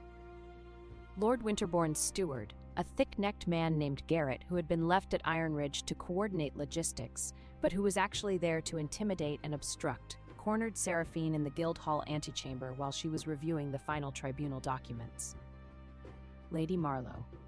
He stepped between her and the door. He was a large man, and he used his size the way large men often do, not through direct physical threat, but through the implicit suggestion that the space he occupied was his, and anyone smaller had better work around him. "Your tribunal petition is ill-advised," he said. "Lord Winterbourne is prepared to offer generous terms for a withdrawal, a payment, a property, a position in the Northern household." "No. You would be wise to consider." "I have considered. The answer is no." Garrett stepped closer. "Lady Marlowe, you are a woman alone in the borderlands with no pack, no family, and no protection. The tribunal may not go the way you expect. Lord Winterbourne has resources. Step back. And influence and allies who—" "I said step back." He did not step back. He reached for her arm, not to grab, not exactly, but to guide, to steer, to physically move her the way men sometimes move women when they want to emphasize that they are larger and stronger and that this is a conversation they intend to control.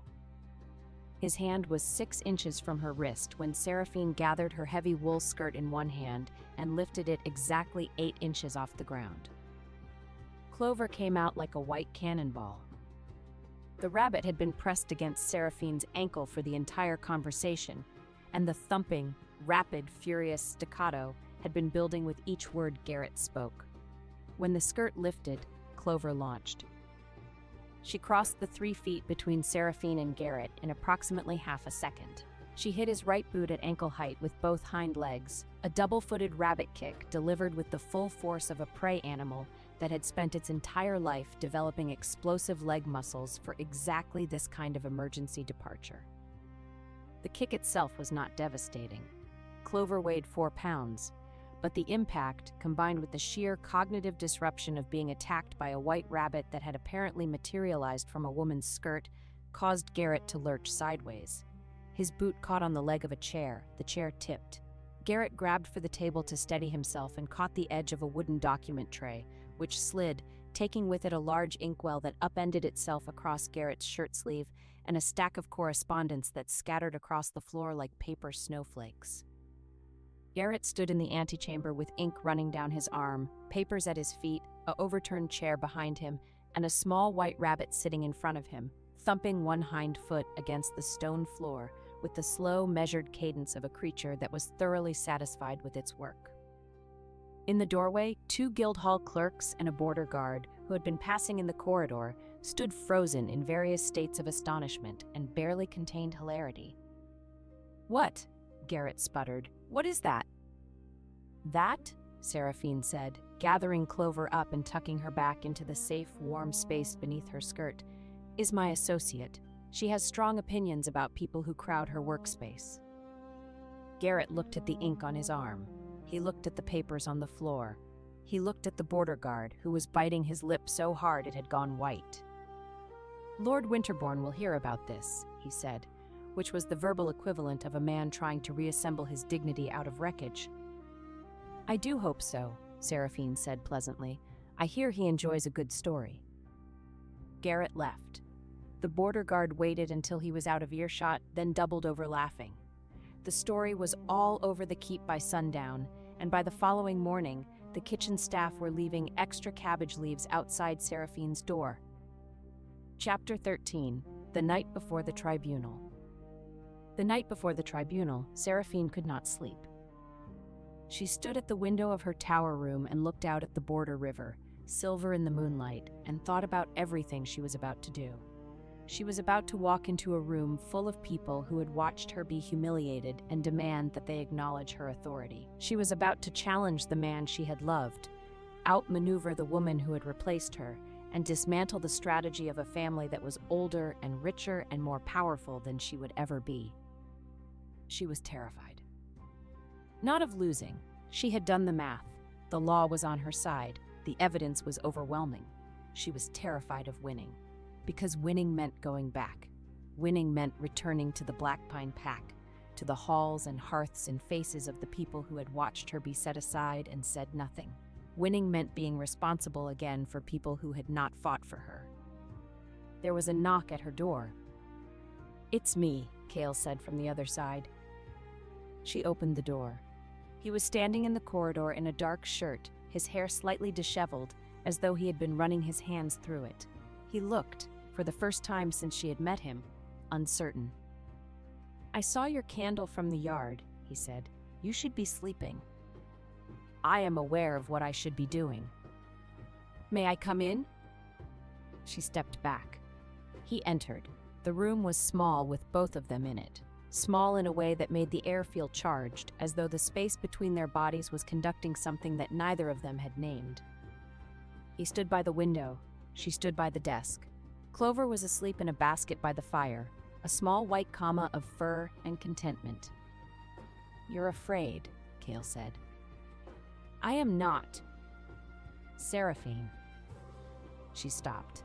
He never used her name as a weapon. He used it like a key, gently, precisely, to open something she was trying to keep locked. "I'm afraid of going back," she said. "I'm afraid of being needed by people who didn't need me enough to keep me." "They needed you. They just didn't know it until you were gone." "That's the same thing as not needing me." "No, it's not." He crossed the room. Not quickly, slowly, deliberately, giving her every opportunity to step back, to refuse the closing distance. She did not step back. It's the difference between a man who doesn't know what air is and a man who doesn't breathe. One is ignorant. The other is dead. He stopped in front of her. Close. Very close. Close enough that she could feel the warmth radiating off his body. Close enough that his breath stirred the loose strands of her golden hair. "Your pack is suffocating without you," he said. "You are the air. You have always been the air. And tomorrow you are going to walk into that hall and remind every person in it what it feels like to breathe." She looked up at him. He was looking down at her with such focus, such intensity, such barely contained want that the air between them felt like it was burning. "And after the tribunal," she asked, "if I go back to the Black Pine Pack, if I take stewardship, I'll be there and you'll be here. I'll be wherever you need me to be."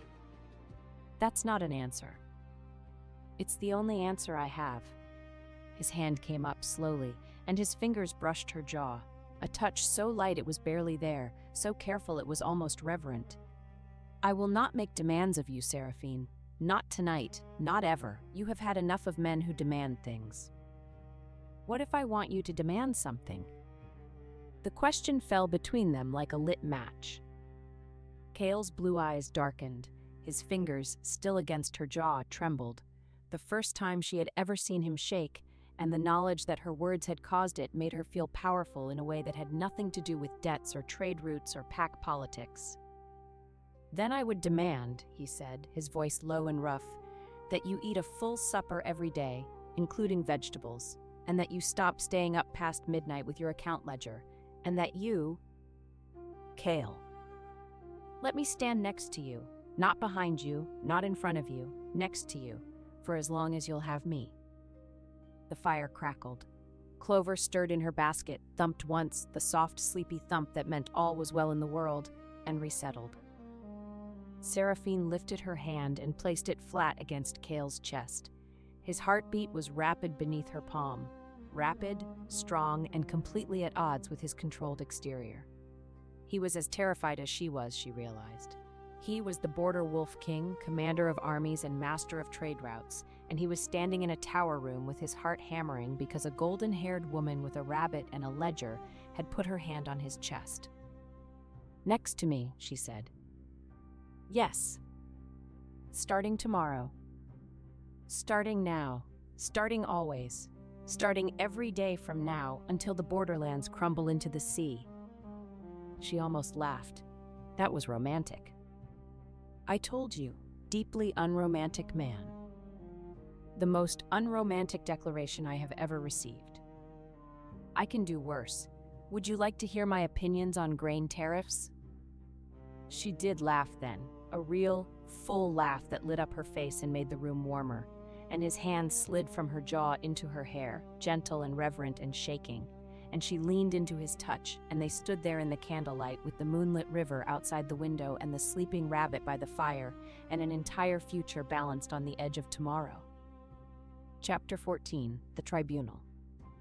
The tribunal was held in the great hall of the Black Pine Pack's ancestral keep, a vast, cold, stone-vaulted room with pillars carved like pine trees, and a dais at the far end where the Alpha's chair sat under a banner of silver and black. Everyone was there. Roderick Blackpine sat in the Alpha's chair, and he looked terrible. Not in appearance, he was still devastatingly handsome because genetics are not subject to political consequences, but in demeanor. He was thin. His gray eyes were shadowed. His hands, resting on the arms of the chair, were not steady. He looked like a man who had not slept well in weeks, which was accurate because he had spent the last week discovering the full scope of the Winterborn acquisition and understanding, with mounting horror, that he had voluntarily married his pack into a trap. Alara Winterborn sat beside him in the Luna's chair, and she looked composed. Her auburn hair was immaculate. Her gown was immaculate. Her expression was immaculate. She was, to all appearances, a picture of confident authority. But Seraphine, who had spent 6 years reading people's faces across negotiation tables, saw the tension in Alara's jaw and the way her fingers were locked together in her lap. Not folded, locked, the way people hold themselves together when they are afraid of what will happen if they let go. Lord Winterborn sat in the honored guest's chair, flanked by his steward Garrett, whose sleeve still had a faint ink stain, and a lawyer whose expression suggested he had been promised an easy victory and was beginning to suspect he had been lied to. The 7 elders of the Black Pine Pack sat along one wall. Elder Marin, the oldest, caught Seraphine's eye as she entered the hall and gave her a nod so small it could have been a twitch. But it was not a twitch. The Merchant Guild representatives sat along the other wall. The Heartwood Carriers Guild Master, the River Merchants Factor, the Salt Road Commissioner, the Herb Women's spokeswoman. They had come because Seraphine had asked them to come, and because every one of them owed their best contracts to a golden-haired woman who actually read invoices.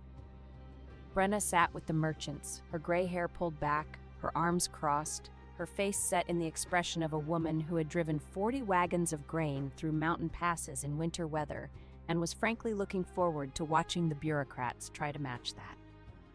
Marta sat beside Brenna, clutching a ledger of grain inventories and looking like she might vomit, but also like she might punch someone, and she had not yet decided which. Osric the historian sat in his designated corner with his leather case and his quilt coat and his 73 years of institutional memory, looking like a man who had been waiting for this day for a very long time. And Cale Ashbourne sat at the side of the hall, in a chair that had been placed slightly apart from the others, not on the dais, not with the merchants, not with the elders, but in a position that gave him a clear line of sight to Seraphine and, not coincidentally, to every door in the room. He was wearing his border commander's coat, and his expression was the kind of calm that comes from absolute certainty about what he would do if anyone in this room made a wrong move. Seraphine entered last. She walked through the great doors of the hall in a gown of deep gold wool, not black pine colors, not Winterborn colors, but her own, with her golden hair loose over her shoulders and her account ledger in her hand and Clover invisible under the heavy folds of her skirt. She walked down the center of the hall, past the elders, past the merchants, past Roderick and Alara and Lord Winterborn, and she stopped at the foot of the dais. She did not look at Roderick, she looked at the elders. "I am Seraphine Marlowe," she said, and her voice carried the way voices carry in stone halls, clean, clear, and impossible to ignore. I am a member of the Black Pine Pack by formal bond, which has never been legally dissolved. I am here to invoke the Stewardship Clause of the Black Pine Pack Charter, Chapter 7, Article 3, on the grounds that the current Alpha's governance has endangered the Pack's survival through debt, famine, and the imminent loss of sovereign territory. The hall erupted. Not literally, no one screamed or threw furniture, but the quality of the silence changed. It went from attentive to electric. Every elder leaned forward. Every merchant straightened. Lord Winterbourne's lawyer began writing furiously. Roderick gripped the arms of his chair. "You have no standing," Lord Winterbourne began. "I have full standing." Seraphine opened her ledger. "Osric, please confirm for the tribunal that Alpha Blackpine never completed the formal severance of my bond or my membership." Osric stood, opened his leather case, and held up the blank severance document. The severance was prepared on the night of the moon vow ceremony. It was never signed by Alpha Blackpine. It was never sealed by the pack historian. Under the charter, Lady Marlowe remains a full member of the Blackpine Pack. Roderick's face went white. He looked at the unsigned document, and Seraphine watched him watched the understanding cross his face like a shadow, that his own carelessness, his own distraction, his own failure to complete a single piece of paperwork had given the woman he had discarded the legal right to challenge him.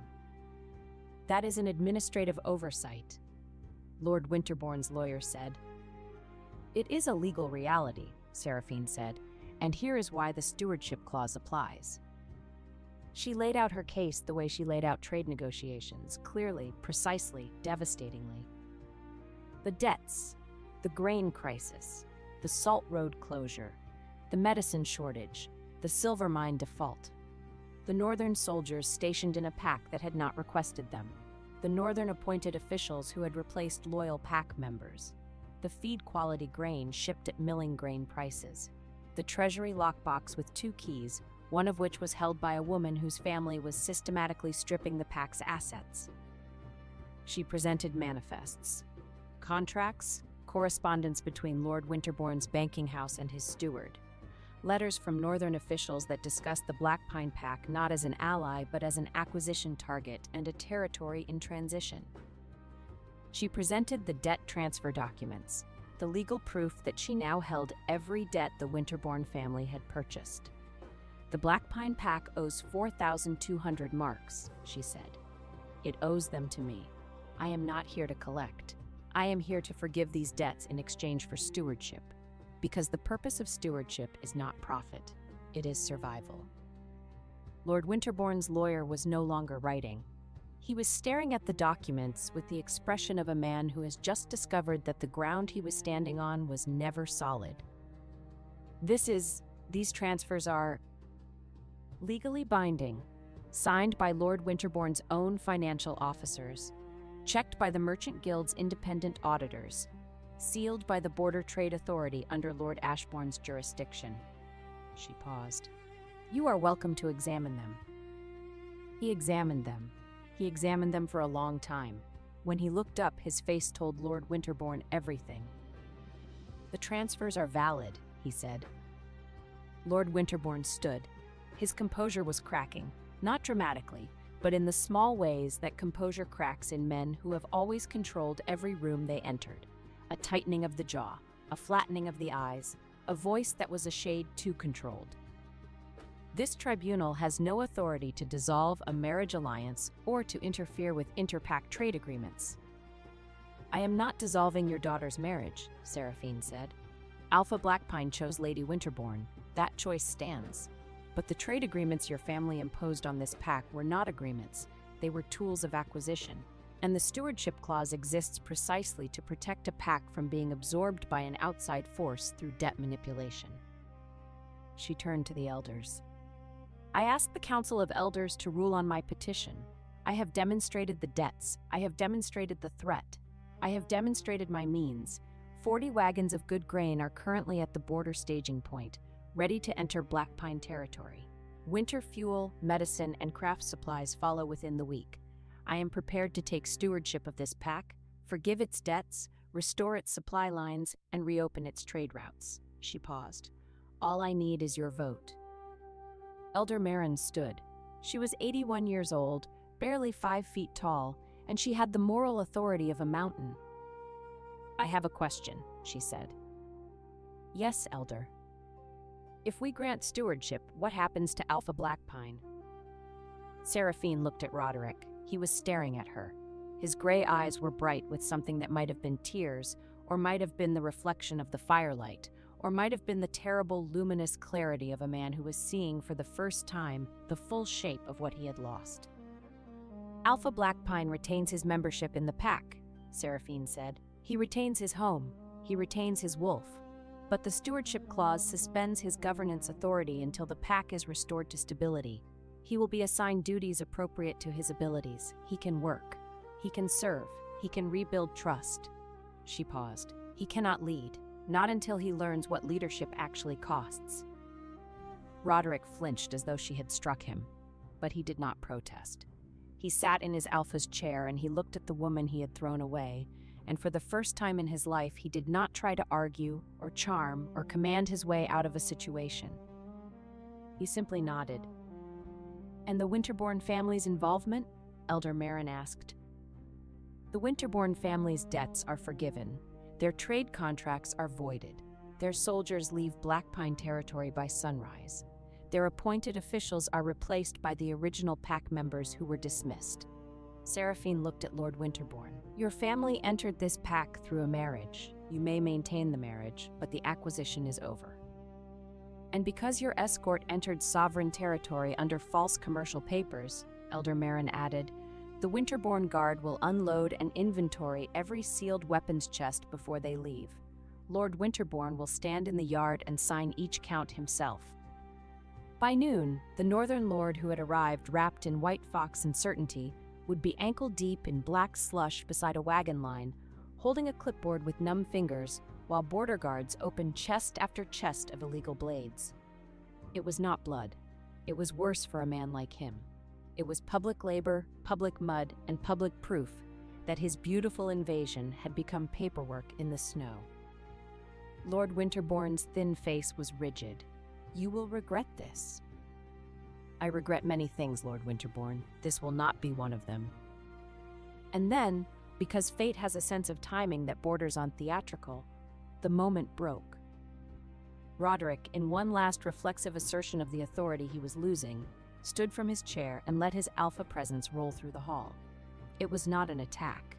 It was instinct, the desperate, cornered instinct of a wolf who feels his territory slipping away. The pressure wave hit every person in the room, a heavy, suffocating weight of dominance that pushed at the chest and thickened the air. Seraphine felt it. She braced against it. She did not buckle. But under her skirt, Clover felt it too. The thumping started. Soft at first, then faster, then furious. Thump, thump, thump, thump, thump, thump, thump, thump, thump. The sound echoed off the stone floor. In the pressured silence of the hall, it was clearly audible, a rapid, insistent percussion that seemed to come from the base of the dais, from the ground, from the very foundations of the building. Every head turned. Lord Winterborn's lawyer looked at the floor.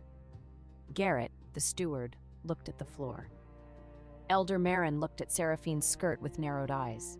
Roderick stared, his Alpha presence faltering in confusion.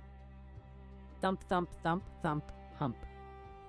"What is that sound?" Lord Winterborn demanded. Seraphine looked down at her skirt. She looked at the tribunal. She looked at Roderick, who was still standing, still radiating dominance, still trying to hold on to something that had already slipped through his fingers. She gathered her skirt in one hand. She lifted the hem 8 inches off the stone floor. Clover exploded outward. The rabbit, small, white, furious, and absolutely done with the pressure in the air, burst from beneath Seraphine's skirt with the trajectory of a startled snowball.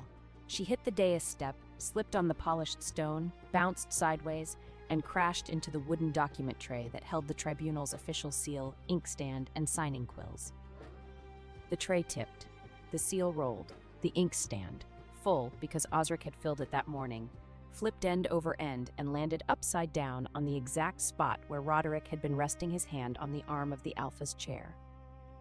Black ink fountained across the chair arm, across Roderick's sleeve, and across the front of his ceremonial coat. Clover, having achieved maximum chaos by accident and wanting no further part in public law, froze in the middle of the dais.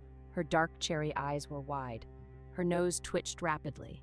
Her small white body trembled with the offended dignity of a rabbit that had found the entire room too loud, too tense, and too alpha.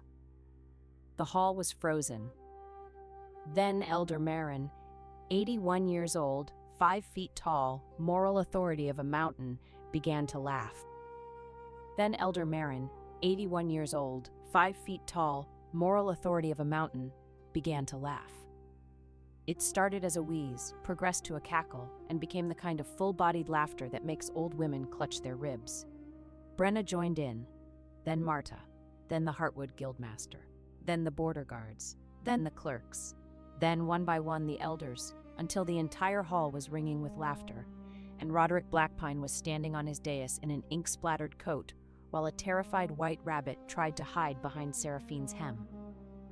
Cale, from his chair at the side of the hall, watched Seraphine. He was not laughing, he was smiling. Not the 16th of an inch smile, not the full smile, but something else entirely. Something private. Something that he would probably deny later if anyone asked.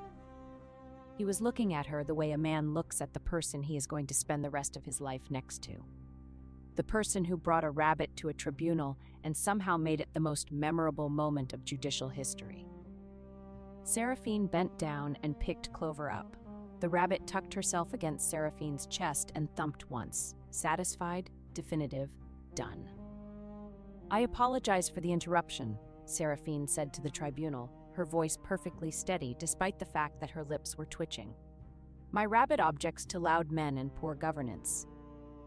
Elder Marin wiped her eyes. "The associate's feelings are noted." She straightened, still wheezing slightly. "The council will vote. All in favor of granting stewardship to Seraphine Marlowe?" 7 hands rose. Every elder, unanimous. "Stewardship is granted," Elder Marin said. "Lady Marlowe, the Black Pine Pack is yours." Chapter 15. The Homecoming. Seraphine Marlowe returned to the Black Pine Pack on the morning after the tribunal, and she did not return empty-handed. Brenna's 40 wagons of grain rolled through the pack gates at first light, driven by border teamsters and guarded by Iron Ridge riders.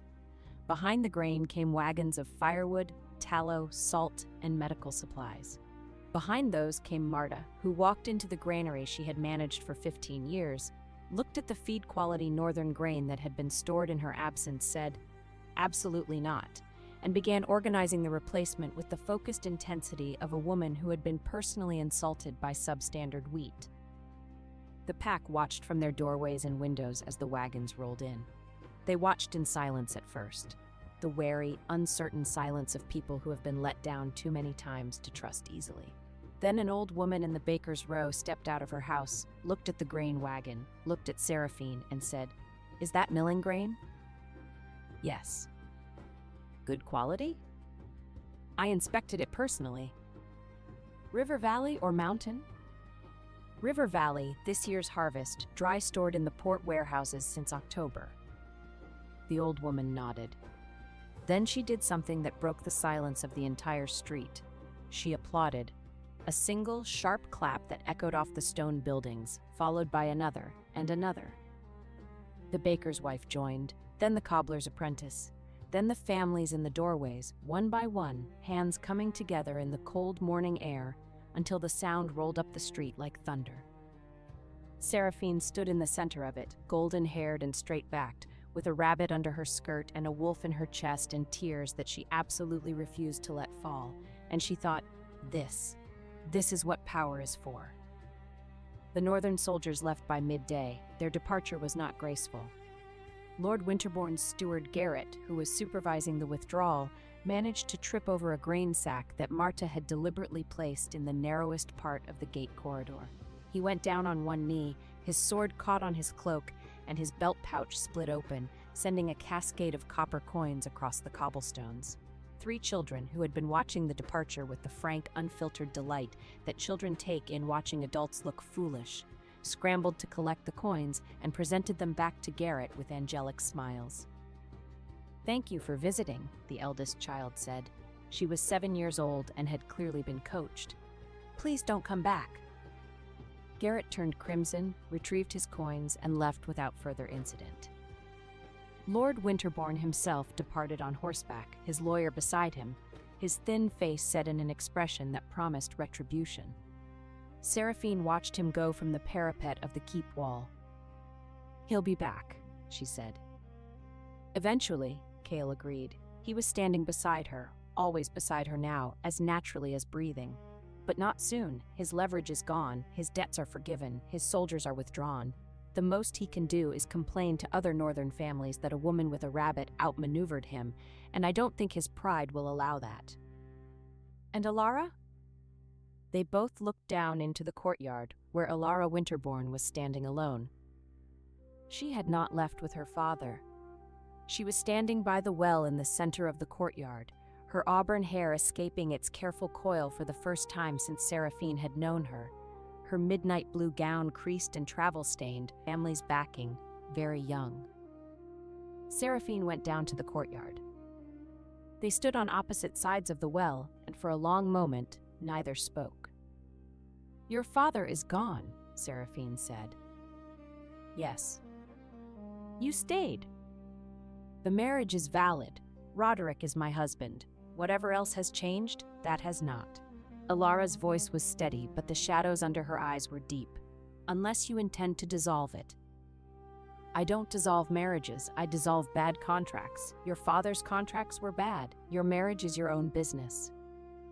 Alara looked at her. "You hate me." "I don't hate you. I hate what you were sent here to do, but I watched you in the tribunal, and I don't think you enjoyed doing it." Something cracked in Alara's composure, a small, controlled fracture, like a line appearing in ice. "I was trained," she said, "from the time I was 12. Ledgers, contracts, debt structures, acquisition strategies. My father taught me to see every relationship as a transaction and every weakness as a purchase opportunity. I was very good at it." "You were excellent at it." "I didn't want to be." The words came out fast, as though she had been holding them for a long time. "I wanted to, I don't know, I wanted to be good at something that didn't require making people vulnerable. But my father said that was soft. He said softness was a luxury our family couldn't afford." Seraphine studied the woman who had replaced her. She saw the precision, the training, the cold competence. She also saw the exhaustion underneath it. The weariness of a person who had spent her entire life performing a role that someone else had written. "You are good at accounts," Seraphine said. "You are good at reading contracts, managing numbers, seeing patterns. Those are valuable skills. They do not have to be weapons." "What else can they be?" "Tools. For building something instead of taking something apart." She paused. "The pack needs a treasury manager. Someone who understands debt, credit, and financial structures. Someone who can prevent the kind of crisis your father's family exploited. It would not be a glamorous position. It would not be the Luna's chair, but it would be useful, and it would be yours." Alara stared at her. "You're offering me a job." "I'm offering you a choice. You can go back to your father and be his instrument again, or you can stay here and be something else." The crack in Alara's composure widened. Her pale eyes filled, not quite with tears, but with the precursor to tears. The bright, painful pressure that comes when a person is offered something they did not expect and are not sure they deserve. "I'll stay," she said. Seraphine nodded. "Good. Your first task is to audit the northern grain that was delivered during your tenure. Marta says half of it is feed quality. I want to know exactly how much we were overcharged, because I intend to send the invoice to your father." Despite everything, despite the wreckage of her plans, the humiliation of the tribunal, the collapse of her family's strategy, Alara Winterbourne laughed. It was a small, startled, genuine sound, and it made her look, for the first time, like a woman rather than a strategy. "I deserved that," she said. "You did. But you also deserved a choice, and now you have one." Seraphine extended her hand. "Welcome to the Black Pine Pack, Lady Winterbourne, the real one." Alara took her hand. Chapter 16. The Reckoning of the Alpha. Roderick Blackpine's punishment was not dramatic. There was no public flogging, no chains, no exile. Seraphine understood, had always understood better than Roderick himself, that the most devastating thing you could do to a proud man was not to hurt him, but to make him useful. He was assigned duties, humble ones. He carried grain sacks from the wagons to the granary, heavy, dirty, back-breaking work that he had never done in his life because he was an alpha. And alphas gave orders about grain sacks rather than carrying them. He repaired the eastern border cottage, the one with the leaking roof, the one he had tried to banish Seraphine to, under the supervision of the pack's carpenter, who was a woman named Dag who had once arm-wrestled a bear and who took visible pleasure in correcting Roderick's shoddy roofwork. "That nail is crooked," Dag said. "It's functional." "It's crooked. Pull it out and do it again. Lady Marlowe lives in a keep with straight nails. The least you can do is provide the same standard for the cottage." Roderick pulled the nail and did it again. He did not complain. He had lost the right to complain in the Moonvow Hall, and he knew it. He saw Seraphine every day. She was everywhere, in the granary checking stores, in the guild hall negotiating contracts, in the elders' meeting room discussing winter preparations, in the kitchen garden where Clover had established a small but resolute empire among the remaining cabbage plants. She was golden-haired and efficient and calm, and she was building something extraordinary out of the wreckage he had created. And every day the distance between them grew, because he could see her, and she no longer looked at him.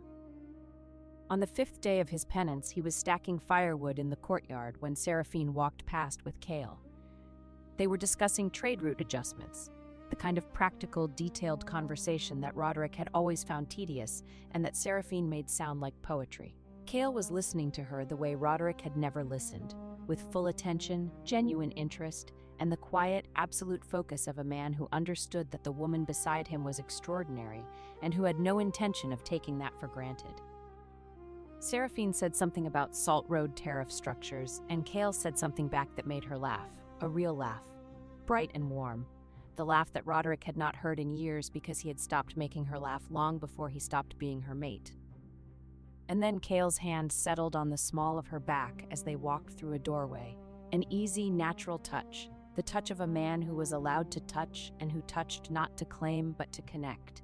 And Seraphine leaned into it, just slightly, just for a moment, a movement so small that no one but Roderick would have noticed. But Roderick noticed. He stood in the courtyard with an armload of firewood and watched the woman he had loved walk away with a man who was better than him in every way that mattered, and the wood was heavy, and the air was cold, and the fire in his chest was the kind that burned without warmth. He had loved her. He had loved her, and he had been afraid of her strength. And he had chosen a woman who came wrapped in the illusion of softness and the reality of steel. And now the woman he had loved was laughing in another man's keep and leaning into another man's hand and building an empire out of the rubble of his mistakes. He put the firewood down. He drove the nails straight. He did not complain. It was, Seraphine noted with a detachment that was mostly genuine, a start. Chapter 17. The Moonbound Queen. The coronation, if it could be called a coronation, technically it was a confirmation of stewardship, but everyone, including the person who drafted the official documents, understood that it was a coronation, took place on the winter solstice in the Moonvow Hall where everything had begun. The hall looked different. Seraphine had not changed the architecture. The stone pillars still rose like pine trees. The moonstone dais still gleamed at the far end. But the hall was warm because the firewood supply was restored. It was bright because new candles filled every bracket. It was full because the pack had come. Every family, every elder, every child, every person who had watched Seraphine walk out of this hall 6 weeks ago with her spine straight and her future unknown. They had come to watch her walk back in. The merchants were there, the Heartwood Guildmaster, the River Factor, the Salt Road Commissioner, all of them people who had done business with Seraphine for years and who had come to see her formally recognized. Brenna was there, wearing a new coat and the trade license that Seraphine had promised her, looking like a woman who had driven 40 wagons through a mountain pass and would do it again tomorrow if asked. Marta was there, standing near the granary delegation, clutching a grain manifest that showed the stores at full capacity for the first time in 3 months. Osric was there, in his quilt coat, holding the charter as though it were a holy relic, which to him it was. Alara was there. She sat in the second row, not the first, in a plain woolen gown instead of midnight blue velvet. She looked composed, but differently composed. Not the composure of a woman maintaining a mask, but the composure of a woman who was discovering tentatively what her face looked like without one.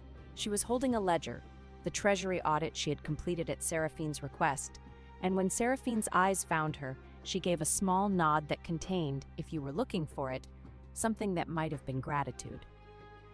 Roderick was there. He stood at the back of the hall, near the doors. He was wearing a plain coat, no ceremonial silver, no Alpha's insignia.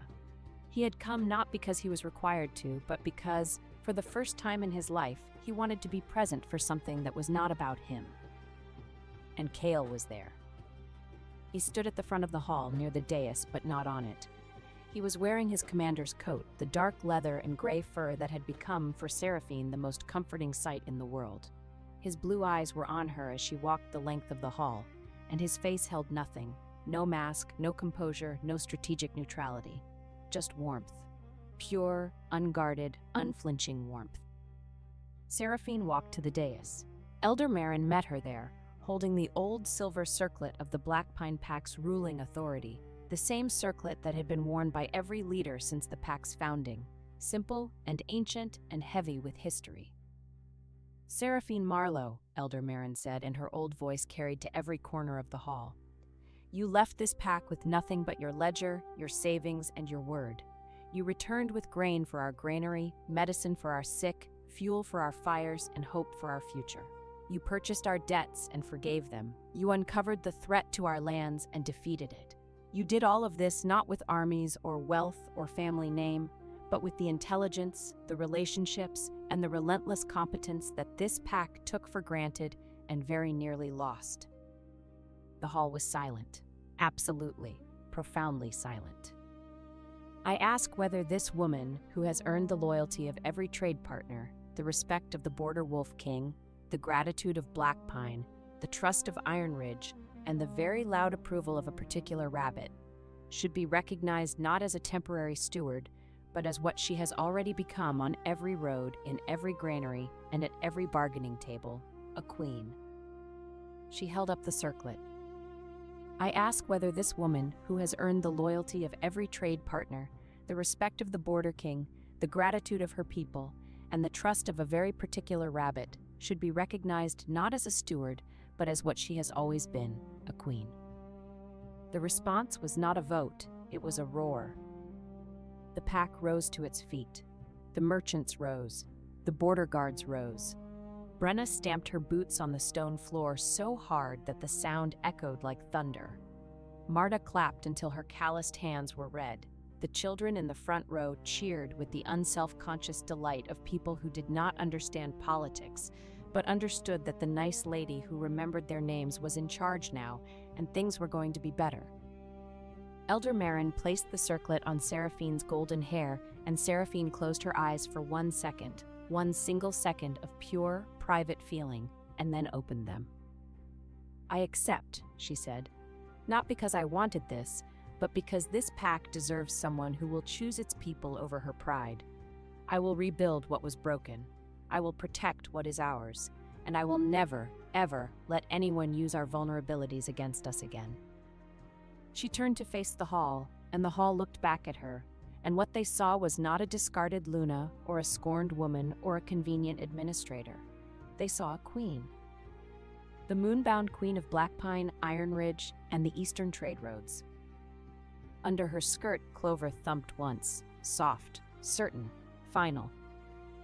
The reception after the coronation was chaotic and joyous and involved a great deal of good milling quality bread, the first the pack had tasted in weeks.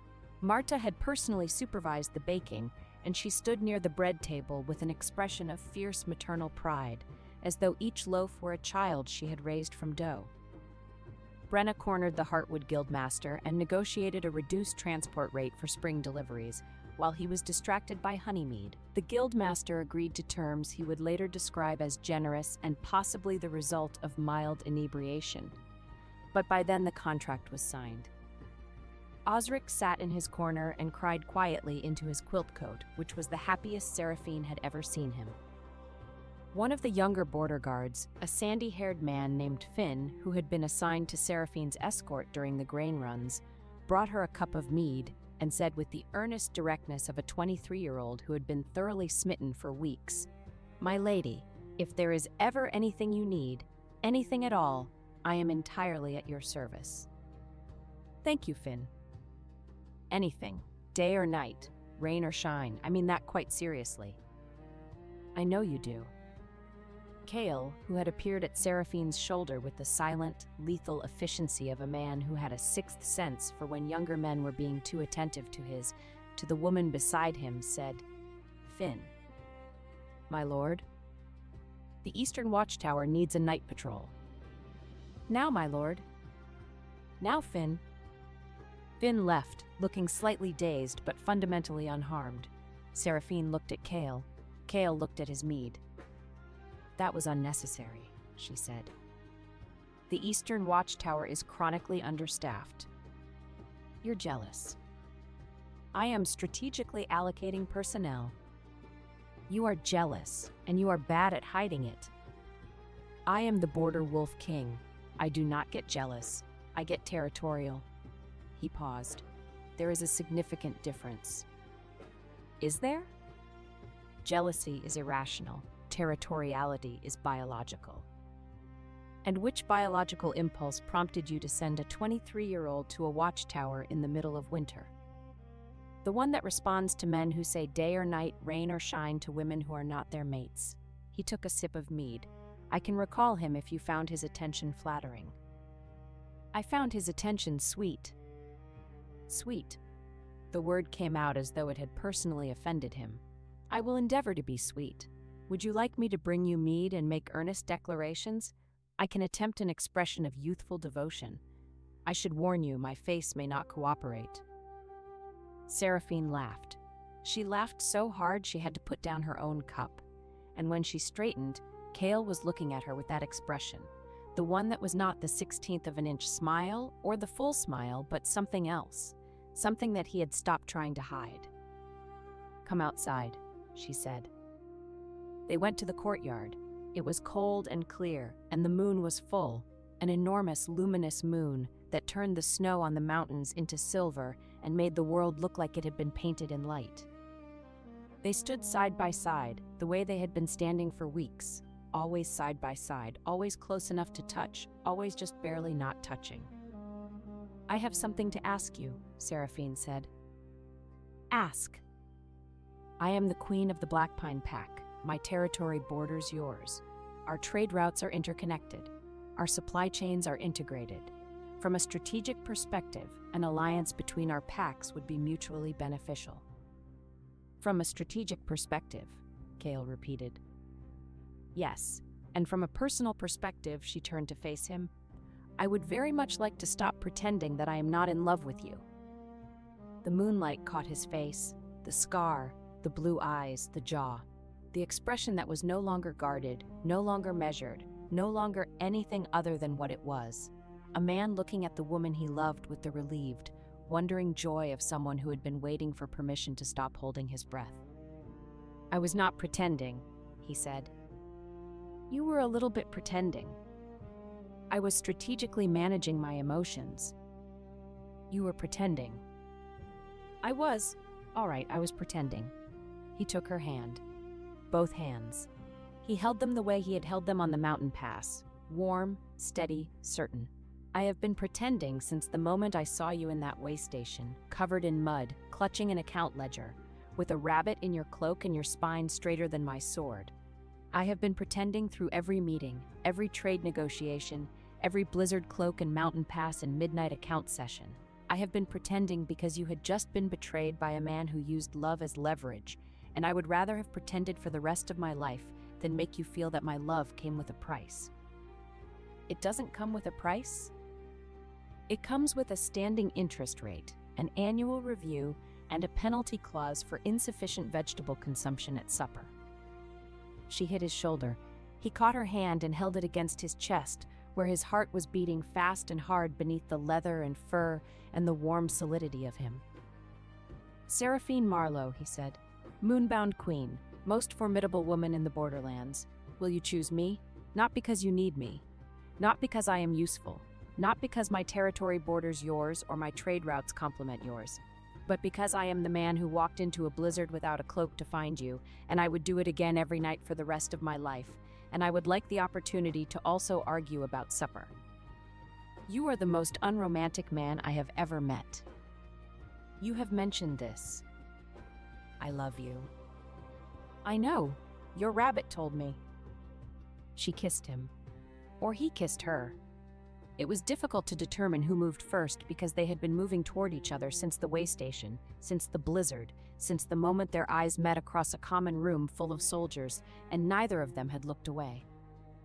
The moonlight was on them, the snow was on the mountains, the wind was cold, and his arms were warm, and somewhere inside Iron Ridge Keep, a white rabbit thumped once in her basket by the fire and went to sleep. Epilogue: The New Road. Spring came to the borderlands the way spring always comes, slowly, reluctantly, one snowdrop at a time. The Black Pine Pack survived the winter. Not just survived, thrived. The grain lasted, the medicine held, the firewood kept every hearth burning. The Salt Road reopened under new terms that Seraphine negotiated personally, with better rates and fairer access for the border merchants. The silver mine wagons resumed their monthly runs, and the Heartwood Guildmaster, who had been worried about his contract for months, sent Seraphine a crate of the real cinnamon, not sawdust, the real thing, with a note that read, "For the only honest dealer north of the river, with gratitude and excellent spices." Brenna expanded her caravan operation to 12 wagons and became, within 6 months, the most successful independent hauler in the border trade network. She credited Seraphine publicly, frequently, and at considerable volume. Marta reclaimed her granary and ran it with the fierce, methodical joy of a woman who had been given back her purpose. She also adopted 3 cats to patrol the grain stores for mice, and she named the meanest one Garrett. Osric retired to a cottage near the archive, where he spent his days writing a history of the Black Pine Pack that placed Seraphine Marlowe at its center, because, as he said, history should record who actually kept the lights on. Finn, the young border guard, accepted his watchtower assignment with good grace and eventually fell in love with the daughter of the border baker, who appreciated earnest devotion and found, day or night, rain or shine, to be exactly the kind of thing she wanted to hear. Alara Winterbourne stayed. She managed the treasury with precision and care, and over time she began to laugh more and calculate less. She and Rod